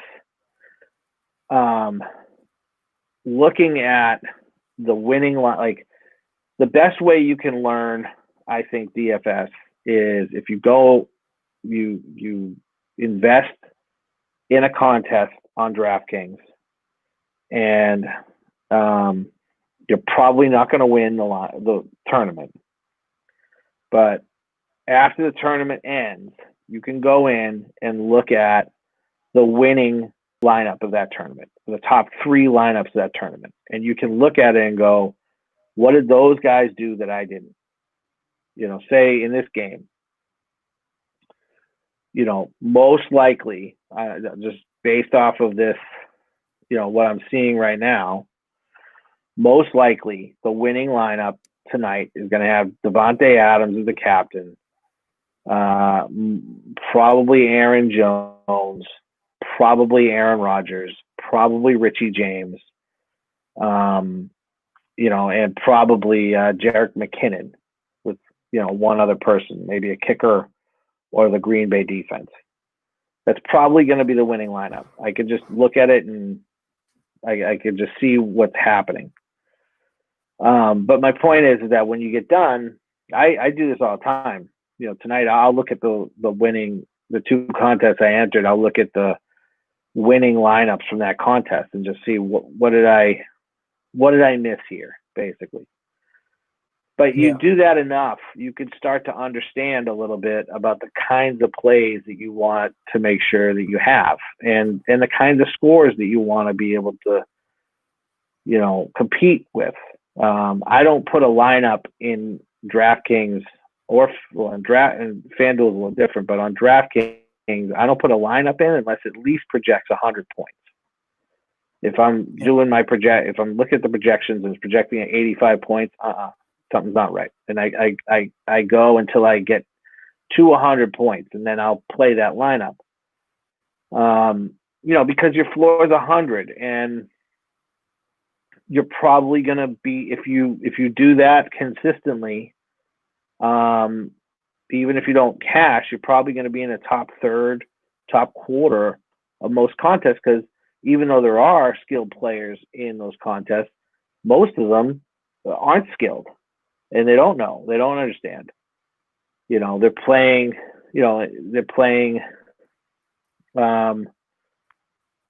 very chalky lineups, not trying to find, lower owned, lower exposed players to plug in that are going to be meaningful. And so, when you go into, like, say, a tournament that's got 300,000 entries, I can probably tell you 200,000 of them, at least 200,000 of them, maybe 250,000 of the people playing are playing because they saw a commercial on TV.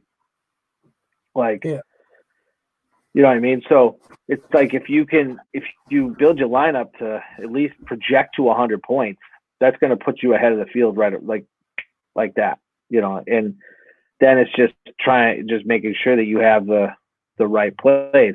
I'll be honest with you. I was on DK Metcalf last week. I was on Dalvin Cook last week. I was on, there was one other big player. I can't think of it right now, but all 3 of those guys I was on.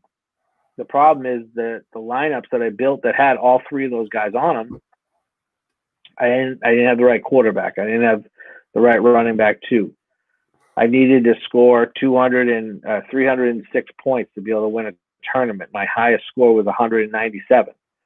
I pushed. I made my money back. That's great. But my point is if I had just built those lineups with those 3 guys and just threw other people in there without having some thought in it, I might not even have pushed. You know what I mean? So, it takes some skill, but it's skill from learned behavior, playing enough that you understand, what kind of lineup you need to build, and and your competition. And I really think if you were going to look into doing it, that's what I would do. Is I would download the DraftKings app, put some money in, play like a couple bucks in like a low stakes tournament, see how you do. You're probably not going to win, and look at the winning, and then afterwards look at the top 3 people who won. What did they do that you didn't? And you do that enough, you'll just start building better lineups. And so, like, one thing I like to do for anything, I consider myself a little bit analytical. I do stuff like that all the time. As I look to see what worked and how can I repeat that. It's what I think makes myself a good fantasy player. Is I look at the stats for hours and try to find ways to get the most value. So, can I go in right now? Like, I have a DraftKings account, but I haven't played the tournament since probably 2018. Can I go in and look at tournaments that happened this past week and see the results, or do I have to play in it to get the results? You can't do it unless you've played. Look at this. Okay. Look at this. This is a fucking Richie James kid. Wow. Oh, 50-yard game. 50-yard game. But look at this. Look, he got a great block here. Great block. Another good blocker in front of him. And then he just, wide open field. Gone to the races. Wide open field. This kid's got a bum ankle too. He's incredible. He's a punt returner. That's where that speed comes from. But yeah. Yeah. No, you have to be able to, like, I can look at I can go on DraftKings and look at any lineup I want, any contest I want. Roto Grinders has that feature they call Lineup DB. It's basically a database of the top, basically 5 or 6 different tournaments that have the most players in them per day and things like that. But on DraftKings specifically, you can't do that unless you play in a tournament. And then after the tournament's over, during the tournament, you can go up and look at the leaderboard. You scroll up in your app and it says top. You hit top, it'll come up with the guy who's winning, and you can compare your lineup to his.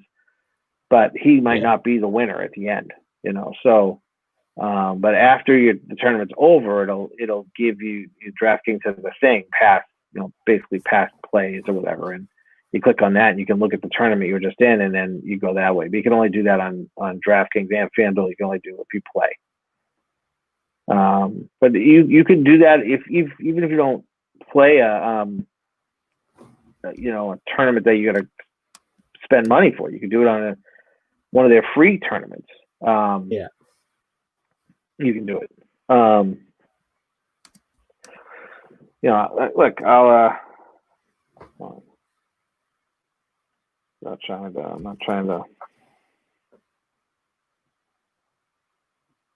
All right. I'm probably gonna push again. Fine. I don't really pay, like I said, I always feel like Thursday Night Football is just too volatile. Yeah. All right.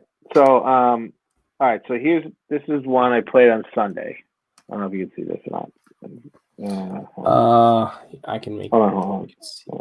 There you go.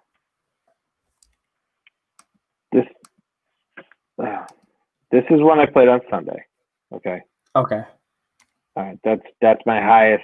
My highest place was 88th in this tournament. Okay. Okay. I scored 155. All right. My lineup had Dalvin Cook on it. Right. He was on the winning tournament. Right there. Dalvin Cook with 51 points. Yeah. I had Devontae Adams on it. All right. Right. My pivot from DK Metcalf was David Moore, who came through with 13. Right. So I made some good plays, but if I hadn't gone this way with Deontay Johnson, if I paid up for Jared Cook 16 points. If I hadn't gone Deontay Johnson, I probably would have played DK there instead of David Moore, right? And the same thing, I bought into the Kareem Hunt hype. Yeah. Could have played Jamal Williams. I mean, there's different things that could. Justin Herbert won me cash last week, so I ran with him again, right? Anyway, point is, so I'm 88th. I'm 88th here. Okay. So I can go. Again? Huh? That's out of how many again? 88th out of. I think that was on this.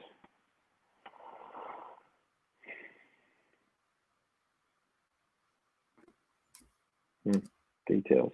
Hold on. 88th out of 800. Oh, nice. Okay. So anyway, so now I'm here. I can scroll up, and it gives me this little thing that says top. Now I can see the number one guy. Where did he win? Oh, yeah. $200, right? Okay. So he's number one. He won $200, and now I can get a head-to-head breakdown. Right? He had Tannehill. I had Herbert. I won there. We both had Cook. So now I know I was on the right. I was on the right path because I had Cook. Yeah. Right? He didn't need much. He didn't need much from his RB2, but he paid a hell of a lot less than me. So it allowed him to come up here with Ayuk in that spot, 2310, right? And then as I scroll up, let's see what else he did. I paid up with Davante Adams. He didn't pay up with T. Higgins, right? But he got Corey Davis in there, clearly outscoring my Deontay Johnson. Yeah. He didn't pay up at tight end. But look, he paid up in the flex. I had Damiere Byrd. He had DK Metcalf. That's the name of the game. I don't even care what he had for his defense. So I came in with 155. He came in with 222. So I look at that and go, what could I have done differently? You know what I mean? And when I look at, what I could have done differently, I had every single player he had on here, I had on other lineups. I just didn't have on this particular one. I didn't have them together. He didn't have Davante Adams, right? If I had played DK Metcalf, so let's put it this way. If I had paid down at RB2, this is what I'm learning from this. If I had paid down at quarterback and paid down at RB2, right, then I wouldn't have had to go to David Moore for $3,100. I probably could have paid. I probably would have gone DK because I was on DK in other places, right? If I had paid down at tight end, Jonnu Smith, I believe last week, if I remember, was $4,100. Jared Cook was $5,200. I had paid down at tight end. Then I probably would have put one of these other guys, Corey Davis, maybe Myles Gaskin in my flex because I was playing the Dolphins defense on that lineup. Yeah, I mean, I just look at it and go, what could I have done differently to make this a more optimal play? And those are the places that I did. That's really what it is. So what's it say to me? It's like, okay, well, this week, so let's look at this lineup I built again from the lens of that exact methodology. Yeah. I'm paying down at quarterback, Drew Lock, $5,200. He's probably the 15th in salary, right? I am playing Dalvin Cook again. He's playing the Detroit Lions. Obviously, Dalvin Cook, clear path to victory for the Vikings. They're going to run him again. Even if he doesn't score 51, maybe he gets 41. Who knows, right? Yeah. So now what am I doing? I'm not trying to go after Derrick Henry or Zeke or somebody. I'm paying down. Justin Jackson, coming off an injury, he's only $4,900, right? That's allowing me to put Julio Jones in the same lineup with Dalvin Cook. It's allowing me to pay up at defense, which is going to be contrarian. This lineup might have chalk, and I guarantee you Marvin Jones is one of the most owned players on the slate. Kenny Galladay's not playing. Stafford might not play. Yeah, so I'm probably gonna dump out of my Marvin Jones share. Yeah. When I'm looking at this, and actually, guy having my flex, Antonio Gibson, I only have there because I'm playing the Washington defense. Antonio Gibson is $1,800 more than Josh Jackson. Wow. So maybe I take Josh Jackson out completely. I just put Antonio Gibson in my my RB2, but the problem is that's what I did last week. What am I going to do differently this week? Okay, I'm going to rely on the methodology. So I'm probably going to get out of the Marvin Jones business. If Stafford's not playing, I'm not playing any Lions. Yeah. But then all of a sudden, the Minnesota defense becomes a hell of a lot appealing, and guess what? They're $1,000 cheaper than the Washington defense. But I lose my contrarian play of the paying up at defense. But that's okay, because maybe I find another contrarian play again, and maybe I could put another better receiver next to Julio Jones, who has a chance. You know what I mean? So that's the type of stuff that you can learn by looking at, where you made mistakes last week. I think is every way past the victory going to be the same? Absolutely not. If you play the millionaire makers, every weekend is $1 million winner, but dollars to donuts, those winners are people they're not just all of a sudden throwing $1,500 into a tournament for 150 entries, a chance of winning $1 million because they have $1,500 laying around. They're doing it because they've thought about what they're doing and they're playing. Now, occasionally, you'll hear the guys on the Roto Grinders podcast or the Awesemo podcast refer to what they call a single bullet. Single bullet one. Well, what's that mean? Well, that means that this guy, played the same lineup, just one lineup. He just played one lineup and he won. And that happens. It does happen. But I guarantee you that guy's lineup, somehow or another, he had some sort of information, whether it's what you're talking about, which I do a lot of too, is studying the analytics and studying studying all that stuff. He maybe does that. Maybe he, uses an optimizer and just takes the most optimal lineup that it spits out with the highest projected points on it, and he plays that. Maybe he's the fucking DFS whisperer. We don't know. But the point is that he's probably not winning the $1 million off of a single lineup when, there's literally 2.5 million people in that contest without some sort of knowledge of what he's doing. So, for me, most of the knowledge comes from studying my failures. And there's a lot of them. Like I'll hit something at some point. Like at some point this season, I'll hit something, and it might not win anything, but I might hit for $2,500 or something like that at some point, right? And then that's going to pay for basically my DFS through NBA season.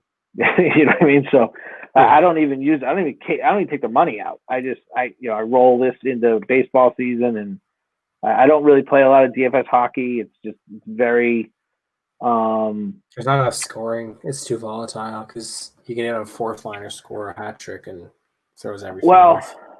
The thing is, DFS hockey is a lot like DFS basketball.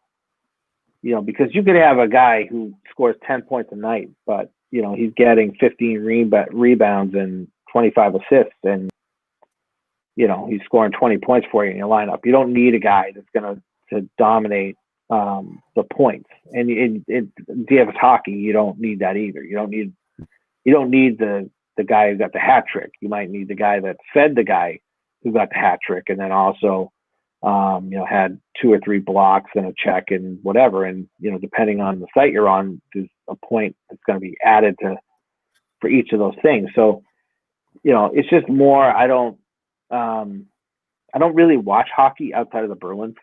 You know what I mean? Yeah. Where like baseball, I'll watch if there's a game on, I'll just watch it. Or NBA, if there's a game on TNT or something like that, I'll just watch it. If the Bruins are on, I watch the Bruins. I just don't follow. I guess my point is I don't follow enough of hockey outside of the Bruins and their most competitive games that they have each season to really go, you know what, I'm gonna play DFS hockey for the next, 180 days. With baseball, you want to talk about analytics. You want to talk DFS analytics. Baseball is like the best, I think. Football, in my opinion, football has the most excitement and offers the biggest payouts for low volume. Like, if you could invest $20 in a 20 entry tournament where the total cash payout is going to be $300,000 in that tournament. You could turn one of those lineups at $1 lineup, to $15,000. I mean, that's the type of stuff that you play those for. Baseball, You don't really have that as much, but you have a volume of different kinds of tournaments that you can get into. And if you really like analytics, I mean, DFS baseball that's the cat's meow for that, Well, baseball itself is so analytical. Like, that's the one thing that's kind of deters me a little from baseball, but it's also really cool is for lack of a better term, the math nerds have figured it out. Like, there's so many different stats. You don't need to watch a game, and just by looking at the numbers, you can understand everything that happens on diamond. Yep. While football, there's more intrinsic stuff happening. Well, football. One of the reasons why I really like DFS football. Is anybody watching this, by the way? Just one person. Oh, really? Who is it? Probably one of my buddies. Throw something in the chat or something like that. Like, you want to contribute to this conversation? No, if you really want to. To me, like, the thing about football, DFS football, is that you can do all the stuff.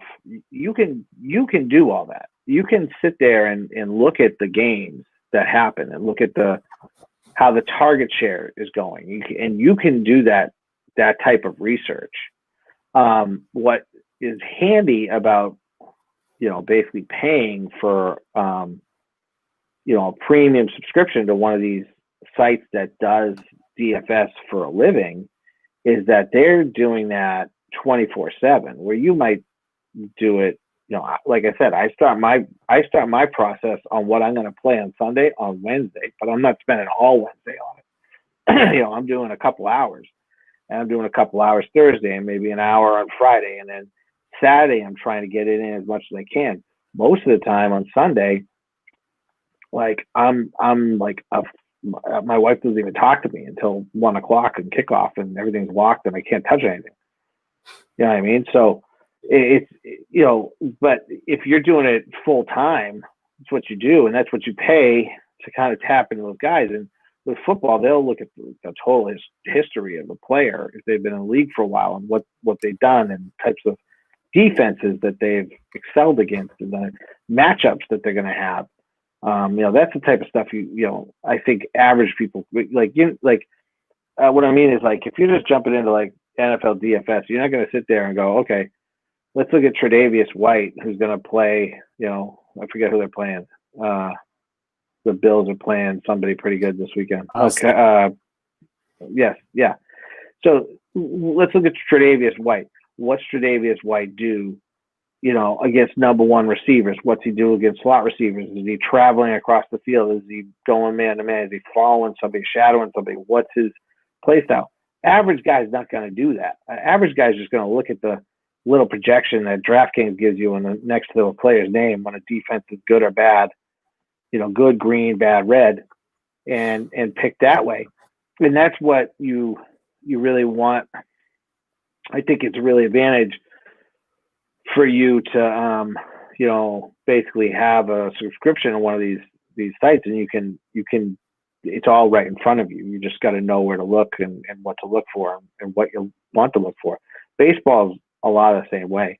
I mean, the Roto, and this is not a commercial for Roto Grinders, but Roto Grinders, their baseball content is unbelievable. I mean, you can break down a hitter not just like what they've done performance-wise, but all the way down to like the type of pitch that they swing the most at, the type of pitch that they miss, they let sail by at.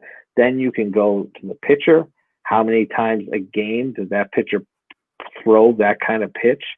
How many innings is this pitcher going to pitch? Meaning, if they're going full games and they're at home, and this batter that you're looking at that you want to play that happens to have an 80% hard contact rate against sliders, he might see this pitcher 5 times during this game if it's competitive, and the pitcher throws the slider 60% of the time.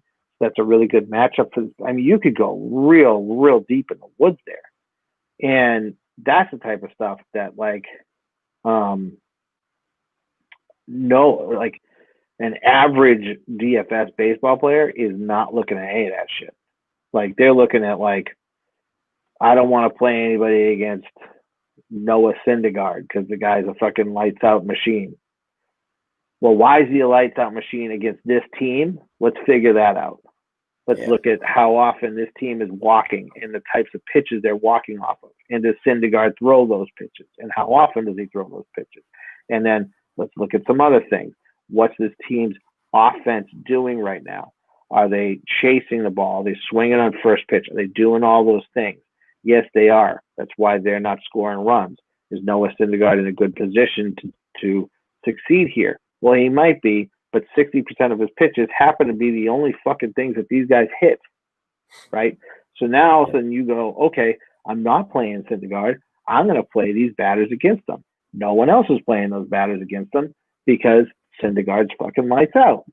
All of a sudden, 3 home runs, a couple extended innings, some walks, hit by pitch. Next thing you know, you got a winning stack that nobody was on because you figured out the math that the secret weapon to Syndergaard was batters that hit his secret pitch. And nobody who just decided to stick their money in DraftKings and look at it and look at the matchup and go, nobody even thought of that. Nobody even thought of looking at that. And that's what having access to that kind of analytics is gold in DFS for baseball and basketball too. Basketball is a lot like that. Yeah. No, I think I don't know about this weekend, but I think sometime maybe this month I'm gonna put some money into DraftKings account, fool around with it a little bit because I wanted to get better at DFS because just I was that average Joe. Oh, you can win $1 million. And I kind of just used my fantasy knowledge I already had to help make some better plays. And I had performances. Free contest is basically winner take all. So I never sniffed any money, but I had a couple that came close, and that's about it.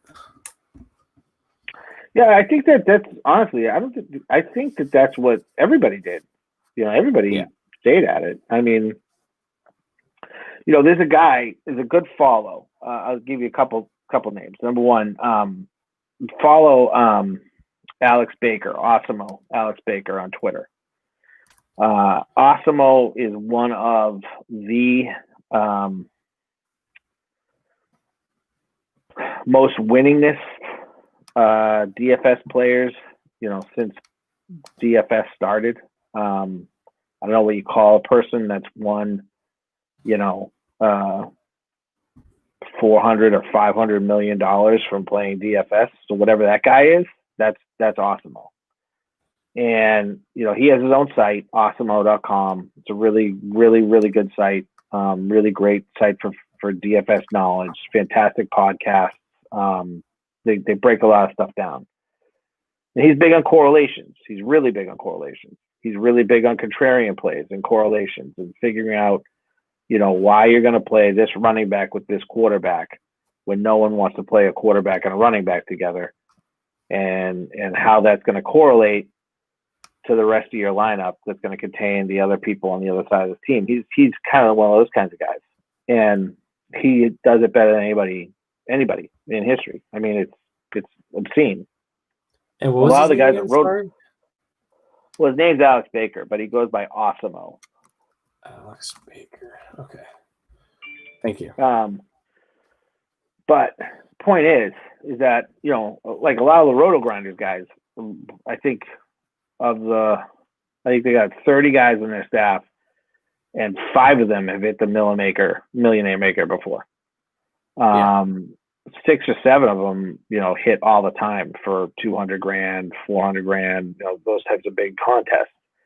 So I'm not saying that there aren't players that also don't win money. There are. And honestly, I wouldn't want to sit here. I wouldn't want to spend my money listening to somebody give analysis unless it's somebody who, took down $1 million. Yeah. So, for sure. But Awesemo was a good follow on Twitter. But recently, last couple of years, he's been in this little kind of like tit for tat with another guy on Twitter called Empire Maker. All right, that's his handle. I don't know what his name is, but Empire Maker. But the thing about Empire Maker that's interesting is that he doesn't believe in correlations. He doesn't believe in any of that shit. Yeah. He determines the most optimal plays, and that's all he plays. That's it. Right? And he wins more times than he loses. And because he's won that much money, he's now entered the realm that Awesemo's in, that are playing, the $25,000 entry tournaments. And Empire Maker's winning those. When I started following Empire Maker, I started realizing that maybe I'm overthinking the whole thing, because that's what, like, his lineups. Like, I'll give you an example. Yeah. He played a lineup this weekend, had Dalvin Cook, DK Metcalf, Devontae Adams. I can't remember who his quarterback was, and the rest of his lineup just looked like bullshit. Yeah. Between Cook, Adams, and Metcalf, his lineup automatically had 160 points. The rest of his guys on there, they all scored between 20 and 30 points. His total lineup cashed at 375 points. It's one of the highest DFS lineups I've ever seen from a cash standpoint. Wow. And there was like almost zero correlation. Like, the lineup made no sense. And what I mean by that is, like, if I'm playing Aaron Rodgers tonight, I want to make sure Devontae Adams is in my stack. Maybe I want to put Marquez Valdez-Scantling, who turns out to be a good play tonight, or Robert Tonyan or something like that. But then I also want to run it back with somebody on the 49ers side. Well, more likely, I'm probably going to run it back with Nick Mullins in a showdown. Correctly, though, most likely the correct way to do this would be run it back with Richie James. Empire Maker wouldn't run it back at all.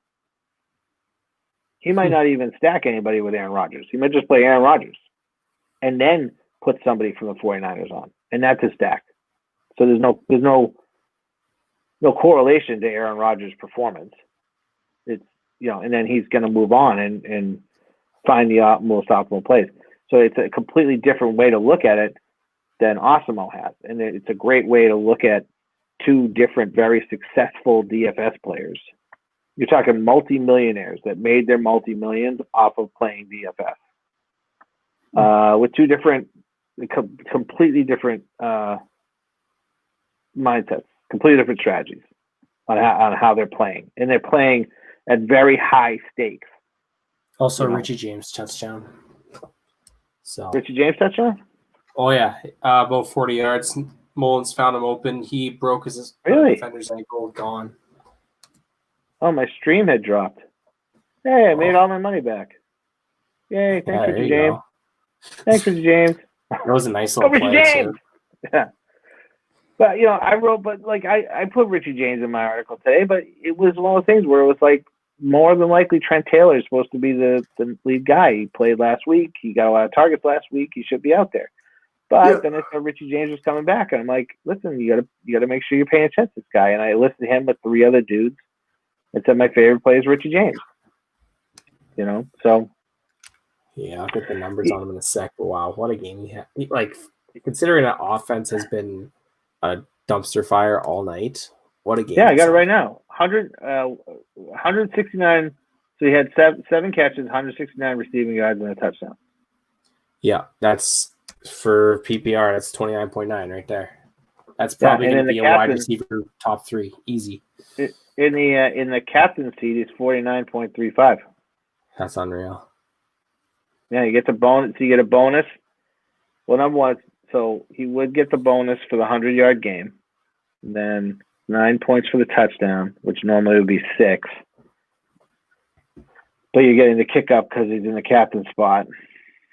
His 169 yards gave him 25.35 points, 10 points for the 7 catches, 4 points for the receiving, so 49 points. Damn. But this is what I'm talking about. What I should have played here, I'm just looking at this right now. I can tell you right now, the mistake I made was paying up for Aaron Jones on this lineup. Right? I should have played probably a kicker there. Mason Crosby, maybe. I think he's had a couple field goals. He's scored 10 points, so whatever that would translate to. So he's got 10 points. Aaron Jones has 12 points, right? Yeah. So you look at it like, what was my opportunity cost with Aaron Jones? Aaron Jones cost $9,800. Mason Crosby cost $4,300. So then I could have paid for $8,000 Valdez Scantling on the same lineup. I could have left it as just my only 49ers, Richie James at $600, and played the rest of the Packers team. Maybe throw the Packers defense in there. I probably would have won this tournament. Damn. So I can look at that right now and just say that's my mistake without even looking at whoever won this. No, but seriously, so Mason Crosby, right? I think I have him in the lineup. Hold on, let me look at it. This is a great example of what you can learn when you lose. Mason Crosby has 12 points. Okay. Yeah. His salary was $4,000. Aaron Jones has 12.9 points. His salary was $9,800. Wow. So what's the opportunity cost to get the same 12 points, right? That's where I made my mistake. But I won't be able to see the winner. I won't be able to see the winner of this until the thing ends. But I'll be interested. Yeah, for sure. Yeah. Actually, that could be an idea for content. Is just you follow along, try to teach me in your articles. Maybe do like a combo piece or something. When I'm like ready to go, I'm gonna start submitting a couple lineups a week here. But that could be. I'll probably start with like you suggested. I'll go I'd love to do that. Yeah, that'd be great. I'd love to do that. Yeah. I think it's what I'll do. Like the first week or two, I'll just directly follow what you say in your articles, just because you're close to home and I trust your stuff. At least once a week, you normally have a really, really good play, so I'll just trust that and go with it. See what happens. I'll just do like small head-to-heads, make a couple bucks. Great. If I don't, whatever. And then keep an eye on the big tournaments. I can look at the guy who's winning right now. In the same thing, I'm winning $20 in my tournament right now. Yeah. My highest scoring lineup in this tournament is $5. Okay. Okay. 143.5 points is where I'm at. The guy who's winning right now has 163.45 points. Okay. So only a 20-point difference. Yeah. So he's winning $4,100. I'm winning $5. Wow. So what did he do that I didn't do? Number one, he has Richie James in his lineup. He has him in the flex. He has Devontae Adams as a captain, where I have Richie James. So he's beating me there by 7 points. Yep. He's got Mason Crosby, which I just mentioned. Mason Crosby's going to be in that winning lineup because guess what? He has the same score as Aaron Jones. He costs $4,000 less, which means he could also have Aaron Rodgers, which I had. the reason why I had Aaron Rodgers, I put Richie James in my captain at only $600. So I had room. Now, he does have Aaron Jones in this lineup, but because he did Mason Crosby for the same 12 points, he's getting 24 points for that, whereas I put Nick Mullins in mine, right? He's got Marquez Valdez-Scantling in here, where I had Nick Mullins, and then he's got Richie James, where I had J. Michael Hasty.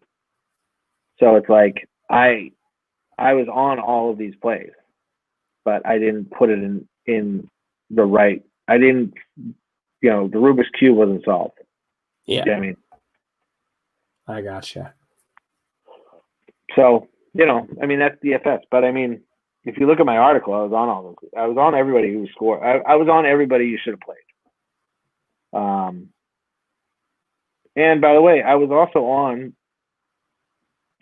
not really paying attention to Marquez Valdez-Scantling because the guy fucking sucked. Yeah.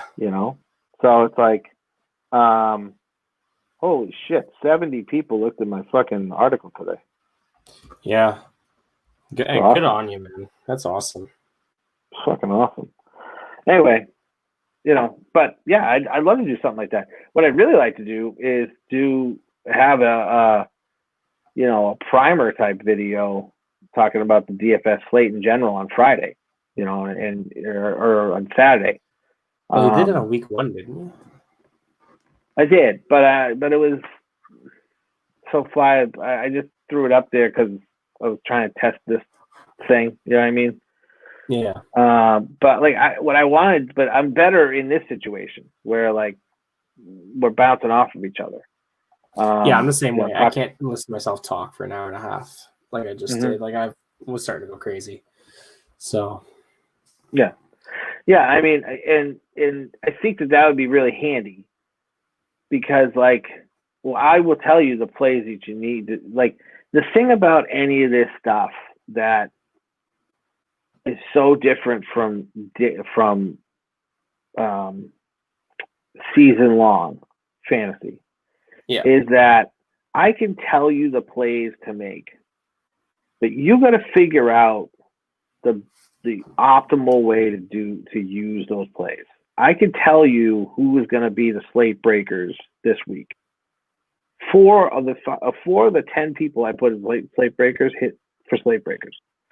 Yeah. Right. They're not all going to hit, but I can tell you basically who you need to play, but you got to figure out that best way to deploy them. And it's really tough to do that. It's really tough to do that consistently. It's really tough it's very tough to play every week and at least walk away with some cash every week. Yeah.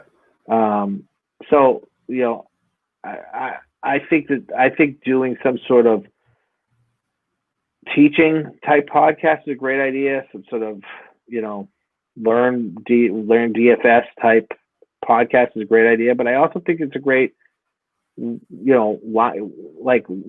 review. Let's take a look at the winning lineup. Where did that guy do that everyone else didn't do, and why? Why does it make sense? That type of stuff I think is really fascinating, and I think that a lot of people do it, but a lot of people that are scared about DFS don't listen to those people because they don't want to get clouded down with their season-long stuff, whereas so much of the content that we do is season-long focus. I think that's why my DFS articles get so much views, because people are like, well, maybe I'll play this weekend. Let me take a look, So I think it'd be cool to do. No, I think we should. That's something we should talk to El. Well, you don't really talk to me; you just do it. But I think it's something we should mention to the group. Is just like, hey, we maybe starting next week, we do a Learn DFS, whether it's articles, whether it's a podcast, whether it's a live video, and you just take, pretty much. I wouldn't call myself a nobody, but I have no clue what I'm doing really as far as DFS goes, and you just tell me as though I know nothing, that how I should play, what's the right move, what I shouldn't do. And I think that could be really popular content because just like you said, that's a big issue that a lot of players have is they're just too scared. And you even see that in season long.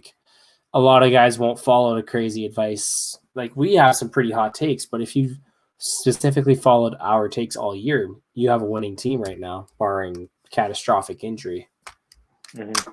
Yeah, I mean that's the thing, is that if you gathered up all the stuff that we suggest to people, waiver wire pickups or trade targets, draft information, I definitely think next season we have to attack draft season way better. We have to come up with some sort of draft primer or something like that. We came out but anyway, slow. But I think that if you really did look at all the stuff that we have, we're on all the players that people need to be aware of. And, you know, however we're individually getting that information or being led to those names, that doesn't need to be discussed. It just has to be that we're on those players. But then we're also having, you know, interesting takes on players that nobody's talking about. And I think that when you add up more of those and see the wins that we could have gotten people, you know, it's like a humble brag moment. You got to figure out the right way to do it. You know, I mean, one thing that we could do is, like, I could look at the slate of games, look at the highest projected total points of the games, and pick the 4 or 5 that have the highest total points, and then help you build your lineup from those games. You know what I mean? So we're not talking about the whole slate. The slate's got 12 games. It's going to be a marathon podcast. But if we whittle it down to, these are the 5 games that are going to have the most, Vegas says going to have the biggest offensive, you know, totals. So more than likely, the best plays this weekend are going to come from these games. Let's try and build you a lineup that gives you a piece of them and gives you a good opportunity to win, and how and why. I think that would be a way to do it that people wouldn't feel so overwhelmed either, you know, because probably they're listening to ESPN and they're hearing about this game or that game is going to be a shootout, it's going to be a whatever, you know. So we're probably talking about games that people are hearing somewhere else anyway. Yeah, that's a good idea. Just focus it, and make sure it's not too much information. And it's not like we don't know what we're talking about. Just based on my results in all of my non-Scott Fishbowl leagues, because that's my first year ever doing that format. That's my learning curve year. Everything else, I have a record of at least 4-4, and that's including injuries to Saquon. That's including injuries to pretty much half my starting lineup in a couple leagues. And my best record might only be 5-3, but I'm 4-4 and 5-3. Like, I'm at the very least in a chance to load up and win. And so, it's like we know what we're talking about. So it's just a matter of translating it. And it's like you're the DFS expert, and I think it'll work really, really well. So we should definitely pursue that. Yeah, maybe like my schedule doesn't have a lot of time for like extra content. Also, somebody just scored. McKinnon just fell in the end zone. So I started him one league. I started him over Uncle Lenny this weekend. That touchdown just saved your ass. I sure did. But you know what I said in my DFS article today? I like McKinnon more than I did my J. Michael Hasty. Yeah, I wasn't. I was kind of split in the two. Like, I wasn't crazy about Hasty, but he was getting the workload, which concerned me. I've now turned a profit. Hey, there you go. Thank you, Jerick McKinnon. All right.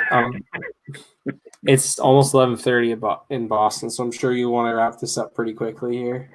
Yeah, man. No, thanks for having me. You know, I don't know if anybody's still watching, but I appreciate it. And I think honestly, I think doing a show during a football game, even if we're not talking about the football game, is not a bad idea. Not necessarily have to be live. We can just do it and then put it up the next day or something like that. I mean, I think the idea you have there is a real solid one. I'll throw it out on the chat tomorrow and see what LQ thinks. I'm sure he'll be all over it. But yeah, I mean, he's not exactly the kind of guy that says no, don't do this content. Like, if I have any Yeah. sort of idea, he'll at least let me run with it. Mm. So I'm sure Yeah. that'll fly pretty easily, and we could probably, depending on our schedules, we'd probably get the whole team involved in that. Yeah, I mean, I think we just throw it out. Like, it could be you and me, and then throw it out who wants to join, or that type of thing. You know what I mean? I don't know. Yeah, but yeah, no. Like next time we'll go on Twitter, we'll have a lot more engagement, and I'm thinking week 11. Just because I don't. We'll see how this week goes. Maybe I'll do it next week because that's a good matchup. But I'm only going to do it for good matchups. I'm not going to sit here and watch the Jaguars Texans game, for example. Like I have no interest in doing that. Yeah, that's gonna be a tough one. Yeah. What am I gonna say? The crazy thing is though that like I put my DFS stuff up in the reshares and the quoted tweets and the likes and all that shit on. It's like unbelievable. Like I think I had 50 retweets from today's thing. That's how I got 70 Really? fucking reads. It was crazy. It's like that's maybe not insane. 50, but at least 30. Yeah, and it's like that's why I figured like I put something on Twitter like we're gonna do this, people will come out, but people are probably watching the election. Like honestly, yeah, like, it's a rough week for content. Like waiting saw for Pennsylvania to come in. pretty much. Like I saw LQ's and Cody's thing yesterday. Considering the amount of following those two have, it was pretty low viewership. Like, but and it sucks because it was really good content. Like I was able to watch the first half hour before I went to bed last night, and I loved what they did. Like I would love. It was a great idea to do. Yeah, like I'd love to have the full team out, and like we could do like a ballot like system almost where we just all four like make a little vote on what we do, back it up, and get some hot takes spewing in there, and especially like heading into championship week or the week before, that'd be a great idea. I thought it was really cool. Yeah, I thought it was a really cool idea. I thought the content was good. Both those guys are funny and charismatic. You know what I mean? Like I think the only thing that was missing was us. Honestly. But no, like that's one thing. I love both those guys. Like LQ's like really, really smart when it comes to football, and Cody, well, he's smart too, but he's a goofball. So he's like the perfect guy to have on our team. Yeah. All right, man. I'm gonna jump off. Yeah, sounds good. Have a good one, man. You too, buddy. Take care. See ya.